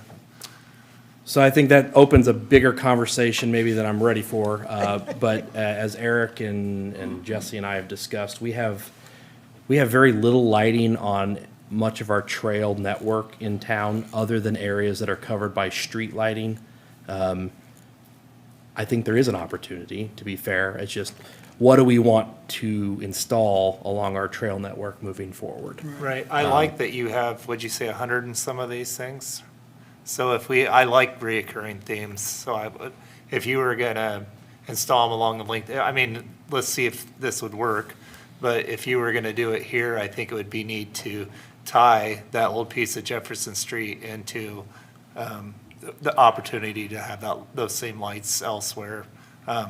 That's long-term, but I like the idea of it, so I would say look into this. How about this, Nick? Because I don't, like I said, I really don't, let's at least ask the FAA. Yeah. Is it doable? And if they say, no, not so, then don't waste any time on it. Yeah, But there if you they go. say, yeah, we'd be willing to look at a shorter light or a different style light or spaced out different, it is concerning having that dark portion there. It's really tough. So if you can get that ask and approval, then you could come back and we could decide, okay, how much time do we want to spend on it? Is that fair? Yes. So what the way FAA operates is they Yeah. will have to see a permit Oh, I application see. in front of them before. They're a federal agency, right? They, I think that's all I need to say. We would have to do a little bit of legwork. Okay. But I would say that we would try and submit, I mean, you could go with a varied height type pole, but I don't know that makes any sense. I'd like to see a pole that would meet the requirements throughout the whole, because it varies Yeah. as it goes through there on what you're allowed to have for height. So Okay. I will have staff look at what fixtures could go on there. I mean, the other alternative is you could look at a different type of pole other than the one I presented. We have some poles down on the riverfront that are on the north side of the bridge there that, in my eyes, would match Really some of work what we better. also have. They're also a low enough pole that you could probably reduce the height fairly easily. The problem with these poles is if they're too high, there's not much They changing or just throw it going right up in anywhere. the air, right. The other part is we have these on hand. They would need to be sandblasted and repainted, but you would save quite a bit of money just because you have the material on hand. So with that, unless there's any, I'll explore what it would take Okay. to Is that all right with resubmit council? an application. Yes. I'm all right with him looking at it. Okay. I don't, my first gut reaction is I really don't see the necessity. There hasn't been any lighting out there. I know there's the addition of the trail. But I've lived out there for most of my 68 years, and it's been the same amount of light as what there will be when this project's done. In I that think there will area. be quite a bit more lighting Yeah, that's true. in With 30 this, more- on this corridor, you know, just with the resolution that's in front Yeah, of with the you. 31 lights, that is quite a bit. I should have clarified a little more between In that the fire station and, Correct. and that area where they're not allowing you to put lights now, Yep. has been that way for a long, long time. I would be surprised if they. How many feet is that, Nick, do you know, right off? The distance between there and there, it's probably 250, 300 foot. Glow-in-the-dark trail? You know, I floated the idea too, and I got shot down pretty quickly by our engineer folks. I think it would look sweet, but I even wanted to put it in the roadway, but Yeah. Anything else further that's serious? Thanks, Chad, for the. We'll just put Chad out there with glow proven wands every technology. night. They have it in places right. that are nice. Moving on to number 5, resolution approving purchase of REHIG. REHIG Pacific Vision System to include service verification, sorry, for the city of Burlington solid waste fleet. See, well, one word throws me off. Go Yeah, ahead. then you just. So this in. resolution would approve the capital installation, but then our ongoing use of cameras on our garbage trucks. So Rarig is the trash can vendor that we've purchased all the trash cans with. It is also a software service that we pay for on an annual basis to keep track of our inventory and then do trash can swaps and such. And so the software piece of it would be an extension of what we're currently using and would allow for images to be taken out in the field and patched through a software system. So Julie, whoever is there at the time, to be able to have images sent to them. So I think I probably more eloquently say it in the memo, but one of the struggles that we deal with out in the field is that our guys will see an issue, either trash that's not set out, trash that's violating one of our several rules, and they have to take pictures with their cell phones and try and send them via text to Julie. With this installation, we'll be able to hit an event button in the truck. The picture is GPS tagged and will be sent kind of instantaneously through the web, and she can receive that. And so she's not caught in this weird place between, resident A, who says, y'all didn't pick up my trash, and then the staff saying, well, it wasn't set out, or whatever. And so she's pit between the citizen or the customer and our staff who's saying two different things. And so at least if we have imagery that validates our people. The other piece is that the newer cans all have RFID tags in the cans. And so the system will allow to know when that trash can is picked up, either the side loader or the rear loader, to know that that trash can has been serviced for that day. So we'll actually give a running image of where we are in the system to be able to understand that. There's also some safety piece that I really like about the camera system and having access to that, and just kind of, helping reduce some liabilities. So with that, the purchase price of the capital items is $76,300, and then there's a reoccurring annual cost of $12,600. And this would all be paid for out of the solid waste fund, which you pay for on your monthly bill. So I can answer any more questions. There's a little more detail in the memo. Thoughts or concerns, council? I just had one, for the annual cost, is there a contract that, locks that cost in for a certain amount of years, or is it just, I think it's an annual Okay. reoccurring. okay, so it And could we- change and- next year? It could, but we haven't seen that. We've had Okay. Rarig ever since we Okay. had the new trash cans, and we pay an annual contract for the website piece of it, and they've stayed pretty consistent. So, Okay. And I was just say, use this system for other stuff that you already have, right? correct. And so there are other options out there. Right. But I don't want to make it too convoluted with, It's you better have to the Rarig use software yeah. and then you have the Routeware software. It would be nice to have everything housed. And one of the other pieces to this is with the bulky item pickup or the citywide replacement is that we'll actually schedule with the forms that I'll talk about at the end, that person's pickup into Rarig. And so we'll generate kind of charting or mapping of what the bulky items look like. So it's kind of all wrapped into one. I like having it pieced together. Any other thoughts, concerns? All right. Number 6, resolution approving the removal and replacement of control joints and concrete repairs to the Public Works building. This resolution would approve the work at the Public Works building to MTS Contracting. This is a project that is in the current CIP, split between road use tax and sewer funds. And so when they built the structure, it was done with precast building on the front, and then the joints along with the big main, I don't know what to call it.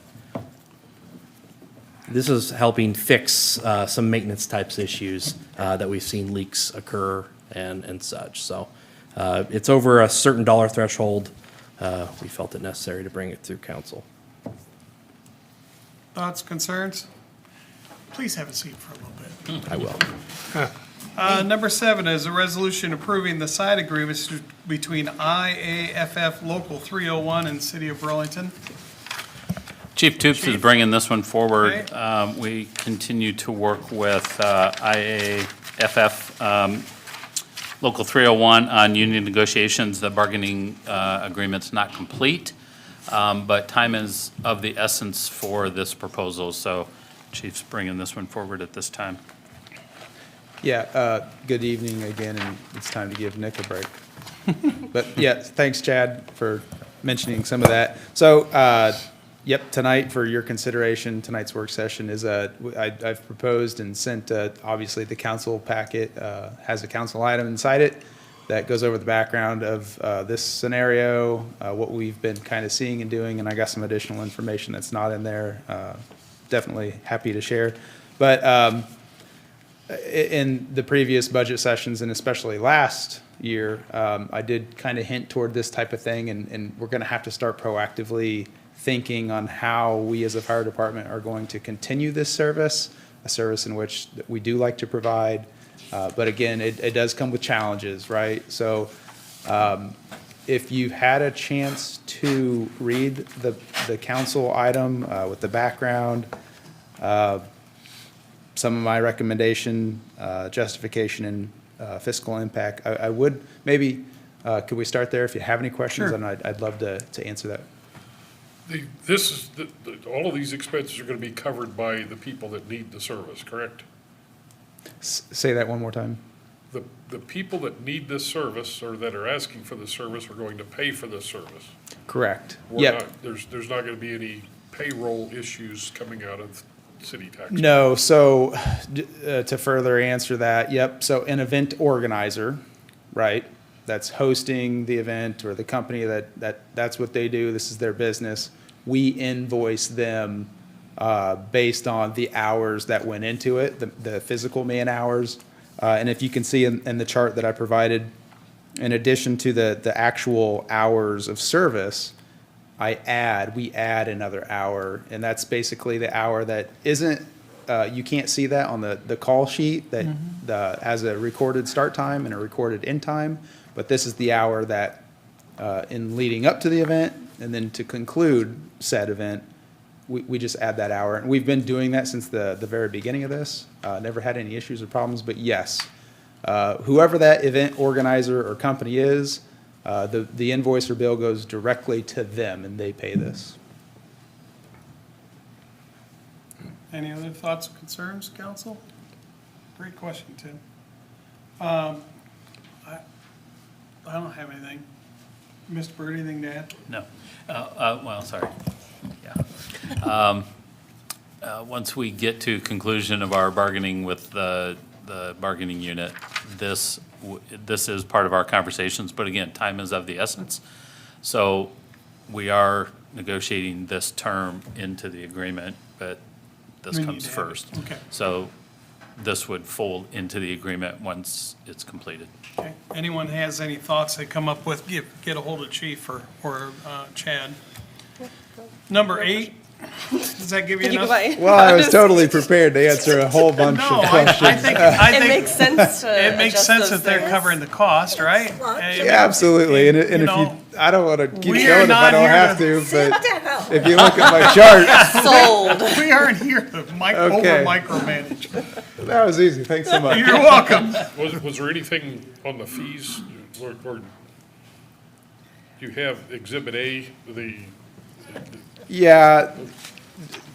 So Exhibit A, if you're sitting there wondering, well, why is the dedicated ambulance standby fee associated with this illustration of fees?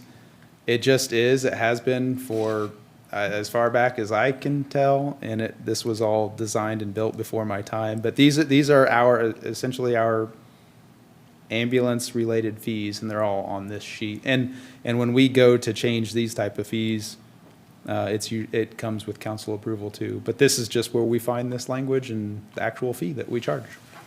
So I just wanted to attach that for, again, good communication. Yeah. So, all right, that explains it. well, thanks so much. Every once in a while, I'd like to give you a softball. Thanks. You're welcome. All right, number 8, resolution approving a contract between Local 7176, the Communication Workers of America, AFL-CIO, and the City of Burlington. Mr. Byrd? Actually, I'd like to combine these two, if I may, Okay. because they're very similar. Can And you but want me I'll- to read this other one? I'll point out real the quick? differences. So Okay. another one, so that was item 8. Item Item- 9 is the resolution approving the contract between Local 828 of the American Federation of State, County, and Municipal Employees, AFL-CIO, in the City of Burlington. Now you can cover them both. Yeah, thank you. So, item number 8, the resolution with Local 7176 is what we would call the CWA. That typically covers our police, it does cover our police department and public safety in the police department. And those men and women in that department. Item number 9, the resolution for Local 828 is what we call the AFSCME. That would cover basically street, sewer, public works, but also there's an MOU agreement in there for transit, and that's required by federal requirements, and also the library is kind of part of that group, although they have a standalone separate agreement. There were a couple of things I wanted to, before I get into that, just kind of cover some significant changes to Chapter 20, just to give you kind of a background or a basis for how and why we negotiate bargaining units, because we don't do this very often. So we're coming out of a 5-year agreement for all 3 of our units. Again, so police, I mentioned fire's not done yet, so that's why you're not seeing that one here. And then the AFSCME, or Public Works, Transit, and Library. They're all 3 coming out of 5-year agreements, so we don't see this very often. What we're proposing here are 3-year agreements, but these are all under Iowa Code Chapter 20, which is the Public Employment Relations Act. It's part of that code section in Iowa law that governs collective bargaining between public employees and employers.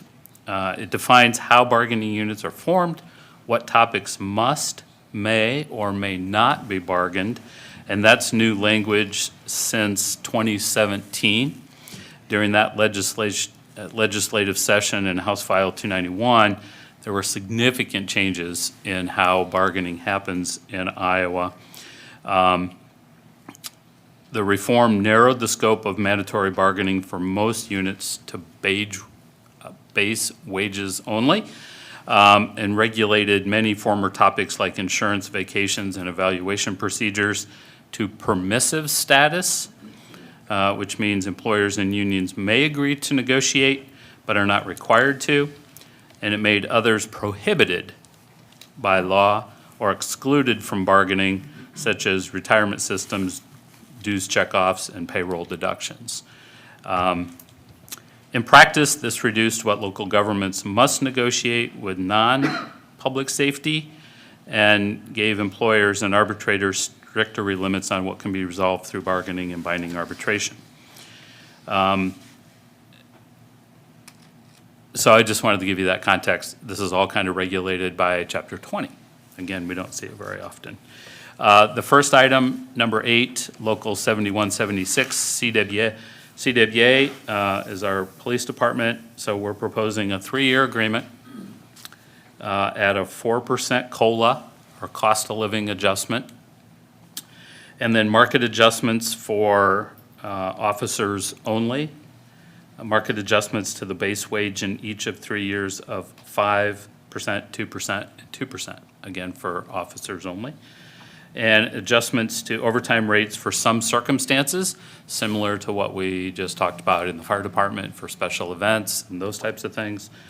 Health insurance changes to better reflect current practice. We belong to a 2080 consortium group called CABCO, and that group performs very well. Some of the older health insurance language in that agreement wasn't really keeping pace with how CABCO was performing. So we were able to amend some of that language there. Employees will pay 7% of premium, up to an escalating cap each of the 3 years. So they know where they would be given certain scenarios.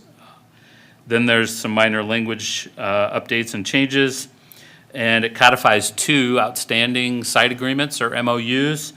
One of them was the hiring incentives, and the other is an acknowledgement of lateral hires and seniority rights within that. Both of those MOUs have been folded into the new agreement. So that's the CWA, which is, number 9, Local 8. No, I had that right, sorry. Local 7176. The other one, number 9, make sure I read this right, because I'm looking at the acronyms on my sheet and it's got it all spelled out over there. AFSCME, Local 828, is the same 3-year agreement. This one's at 3% COLA, or cost of living adjustment. There's some minor base wage, but it's not across the board. It's not for everyone. It's for a couple of positions here and there. There's some minor language updates and changes. The MOU for transit, again, because that's a federally required parameter there. You see the changes in the health insurance, again, to better reflect best practice. That was bargained in that agreement, but we will see that reflective in the entire agreement for Public Works and Sewer as well as library. With that being, employees pay 7% of the premium up to an escalator for each of the 3 years capped. And then the library, that's approved by the Board of Trustees, but it's essentially the same as the regular AFSCME group. So those are the 2 units that are completed today. As I mentioned earlier, we're still negotiating with Fire IAF 301. So we would ask for council to approve those. They've both been ratified by the bargaining units, so we have signed copies. Okay, Any questions? questions, thoughts, concerns? I have a comment, Mayor. Yeah, This will definitely put us up in a fair or even above fair salary range for police officers based on other local agencies.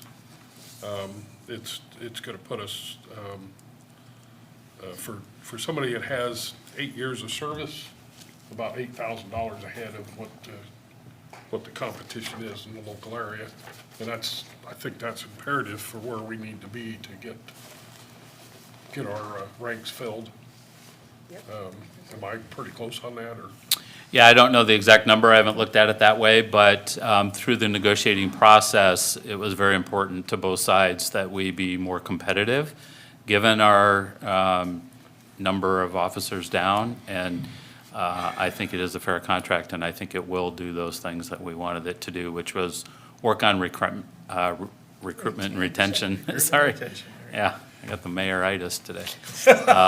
God, I like that. Yeah. Bang that cow. If there aren't any other questions, I do have a request that the council consider item number 3. number 5, number 7, 8, and 9 for consent agenda. Oh, hold on. Let me. 3, 5, 7, 8, and 9. You're 7, gonna 8, make me 9. go all the way back to the beginning, you wanna tell me what they are? So, sorry. It's Number the 3 HRE is agreement. the flood mitigation, Phase 7, design work, amending the agreement with HR Gree. That's a contract for services, professional services agreement. Number 5 is the RARIG system for the fleet management and solid waste. 7, 8, and 9 are the bargaining or wage and labor discussion items. How'd we handle the other wage and labor? Because didn't we already pass one? Or we No. talked about one? Okay, so these are all 3. They're all 3 and they're all new. Council, what do you say? Yeah. Yes. Hang on, I'm not there yet. Okay. Which ones? 3, which is HR Green. Yeah, 5 is the solid waste camera system. Nick's stuff and their stuff. okay. 7 is a resolution with the firefighters on the overtime pay. For special events. Yeah, special events. 8 is a resolution of the contract on the PD. And 9 would be the resolution on the contract for local 828, Street sewer, public street works, sewer, library. I public would works. put 6 in there too. Did you say 6? No, you didn't, but what was That's want the 6 in repair there? of the building. and Oh, I- the repair of the building? I think it's imperative that we All repair right, the building. I'm fine with 6 being in there too. It's routine. You gotta fix your stuff. That's what happens if you don't If you don't do repair it. it. Then it falls apart.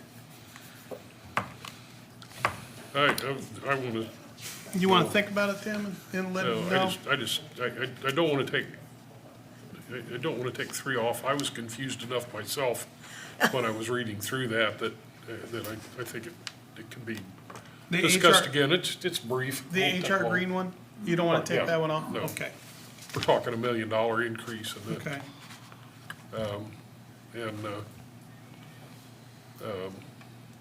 Yeah, I'm good with 6 5. going there. 5, I'm fine with. Okay. The side agreement with the firefighters, I'm okay with, but the other 2, I'd like to, I want to see a public hearing on that. Just if nothing else, to explain it to people what we're trying to do, correct? Sure. Right. I would agree with that on those 2. Okay. Okay. I think there's a lot of support, particularly for the Yeah. police department, and Well, we've been chirping quite a time about we need to get our pay up. I think it's worth discussing and covering once more. So I would agree. Council, we're good? Mr. Byrd, did you get all those? All I right. did, thank you. Whatever. Proposed consent agenda for March 2nd, 2026. First will be a resolution for nuisance abatements of various properties. As always, if you have questions, get a hold of Eric. His crew, as noted earlier, is doing great stuff. Thank you for your work, nuisance department. Number 2 is a resolution approving the renewal of a taxi cab vehicle for hire license for Robin Canova, doing business as A to Z Taxi LLC. Number 3, you can stop me on any of these if you want to talk or pull them off the consent. Number 3 is a resolution approving a professional services agreement with McClure Engineering for the Summer Street to Dankworth Park Trail Connector Project. Eric, you want to talk about that? Yeah, Jesse had the memo in the packet, but this is for construction or engineering design for the trail from Summer Street to Madison Avenue. It is $132,500 using McClure Engineering, who's doing the remaining of Summer Street project. Just an update on funding for the project. We did receive a TAP grant in the amount of $750,000, a REAP grant of $125,000, and we have our local option sales tax as our local match at $150,000. So we have $1.25 million for the project.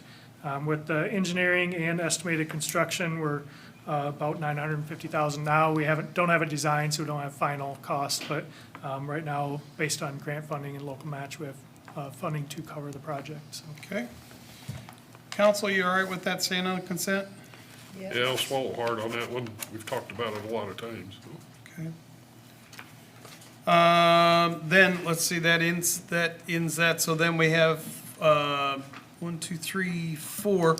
Dates for public hearings, this will be March 16th, 2026. First to be a consideration of an ordinance rezoning property located at 1202 Patterson Street from R4 multi-family residential zoning district to M1 light industrial zoning project, or district, sorry. Number 2 would be a consideration of vacating and selling a portion of Court Street right-of-way located east of North Main Street, Burlington, Iowa. Number 3 is consideration of an ordinance amending various sections of Chapter 163, environmental nuisances, City of Burlington Municipal Code. Sorry, I was trying to read something else at the same time. Number 4 is public hearing, I'm sorry, I was going back. Number 4 is public hearing previously scheduled by City Council, and that's consideration of City of Burlington proposed property tax levy for fiscal year July 1st, 2026, June 30th, 2027, and that'll be April 6th, 2026. Future discussion items will be the Vet Ride Transit Program. That'll be featuring Jocelyn Gonzalo Williams of Reliance Group, and that'll be March 30th. That's the end of our work session. We'll go around and get the last thoughts on that. Mr. Tislin, anything Plug in, else you for can, development? sure, deadline's passed, but you can still sign up for the Shamrock Shuffle. And just want to, we have a couple openings in Parks and Development, so if anyone's interested, we have a Code Inspector 1 position and a Ground Superintendent at the golf course position open. So if you know of anyone interested, have them reach out to the myself or submit an application online. Got anything to say about Patrick Bork? Yeah. I got it. Yeah. I'll take care of it. Sounds good. Yeah. Okay, Another superhero. never mind. Were you raising your mouse for a reason or just resend it? Oh, okay, all right. Is that it, Eric? Okay. Ken, anything from Waterworks? Not tonight. Okay, Tim, anything else from wastewater? No. Brittany, good to have you back. Library?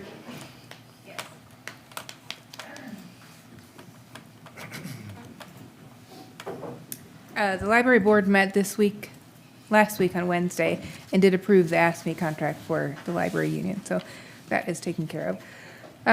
As of last week, Iowa leads the nation with anti-library legislation, and Friday was the final deadline for this first portion of the legislative season. 3 of the 9 anti-library bills did pass.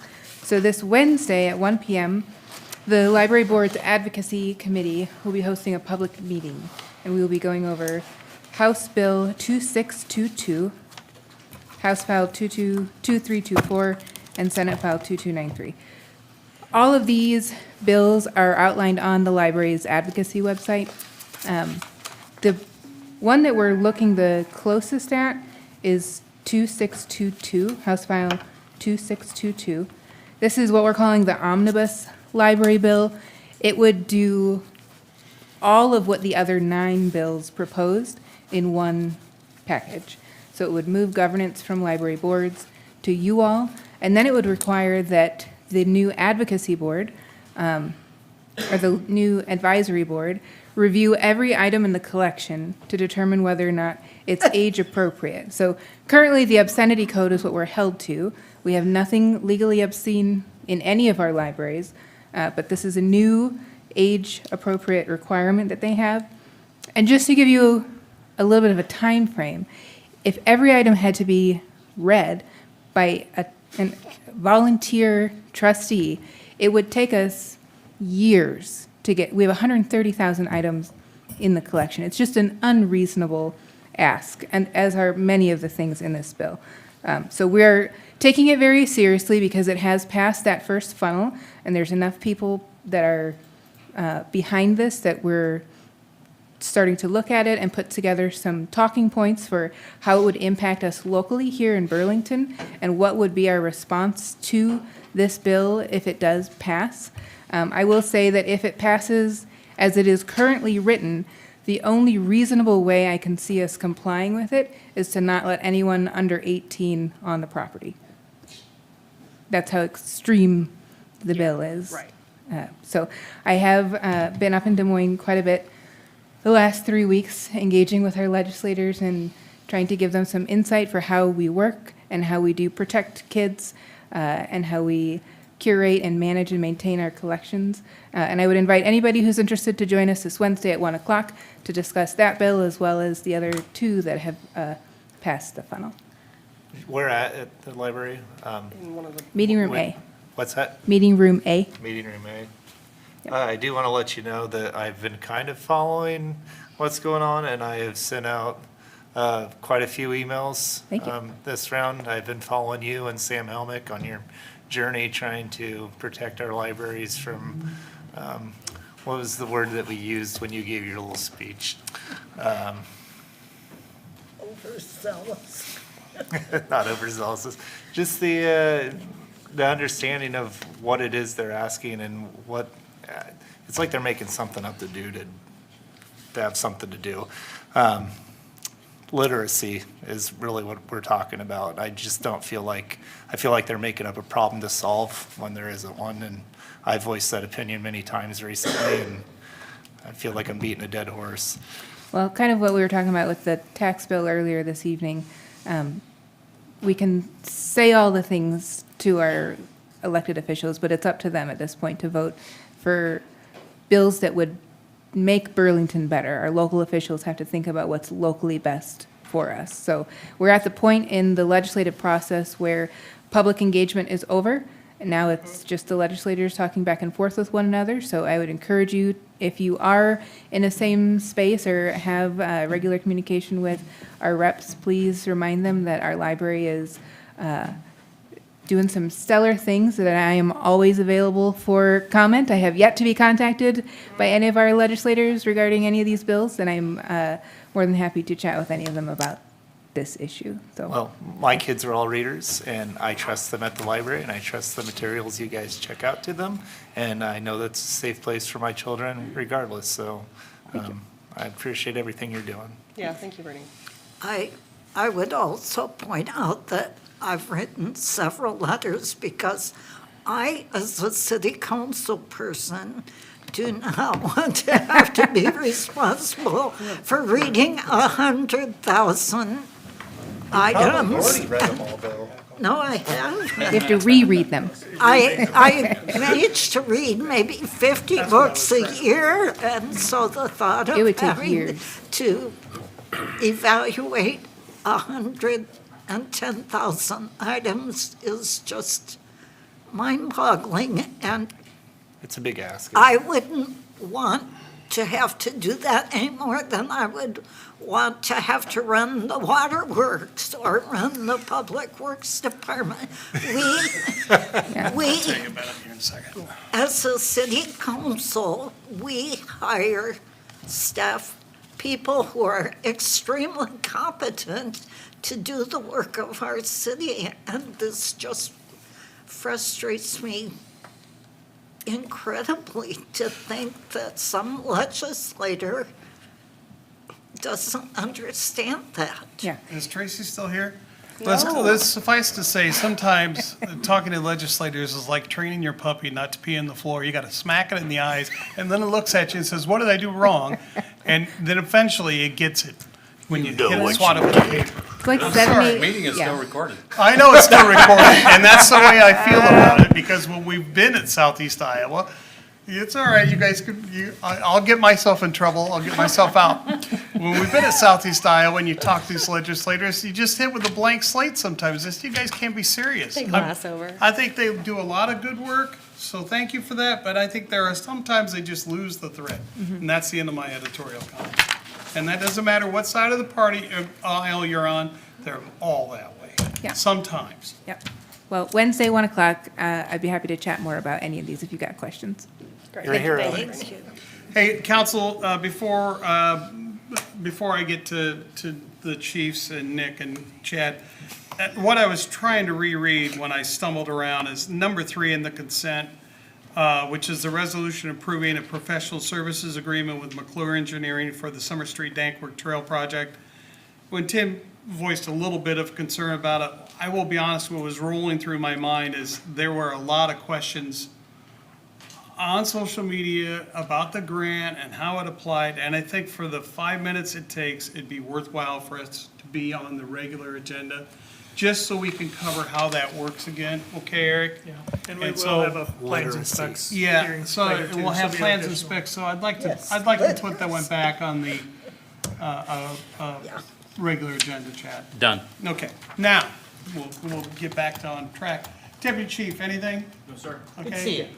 Chief Toops, anything else? No, sir. Okay. Nick, Public Works? And I'm sorry about my editorial comment there, Brittany, but it's just sometimes so frustrating. Think what it is to be the librarian. I treat my dogs better than that, actually. As if I haven't spoken enough tonight. I did want to give you a little bit of showing of our website and a little bit of the form that we've developed for bulky item pickup. And so this website is live. The form is not right this second. So we're prepared to March 1 go live. We've had a couple of tests or dummy applications or forms submitted.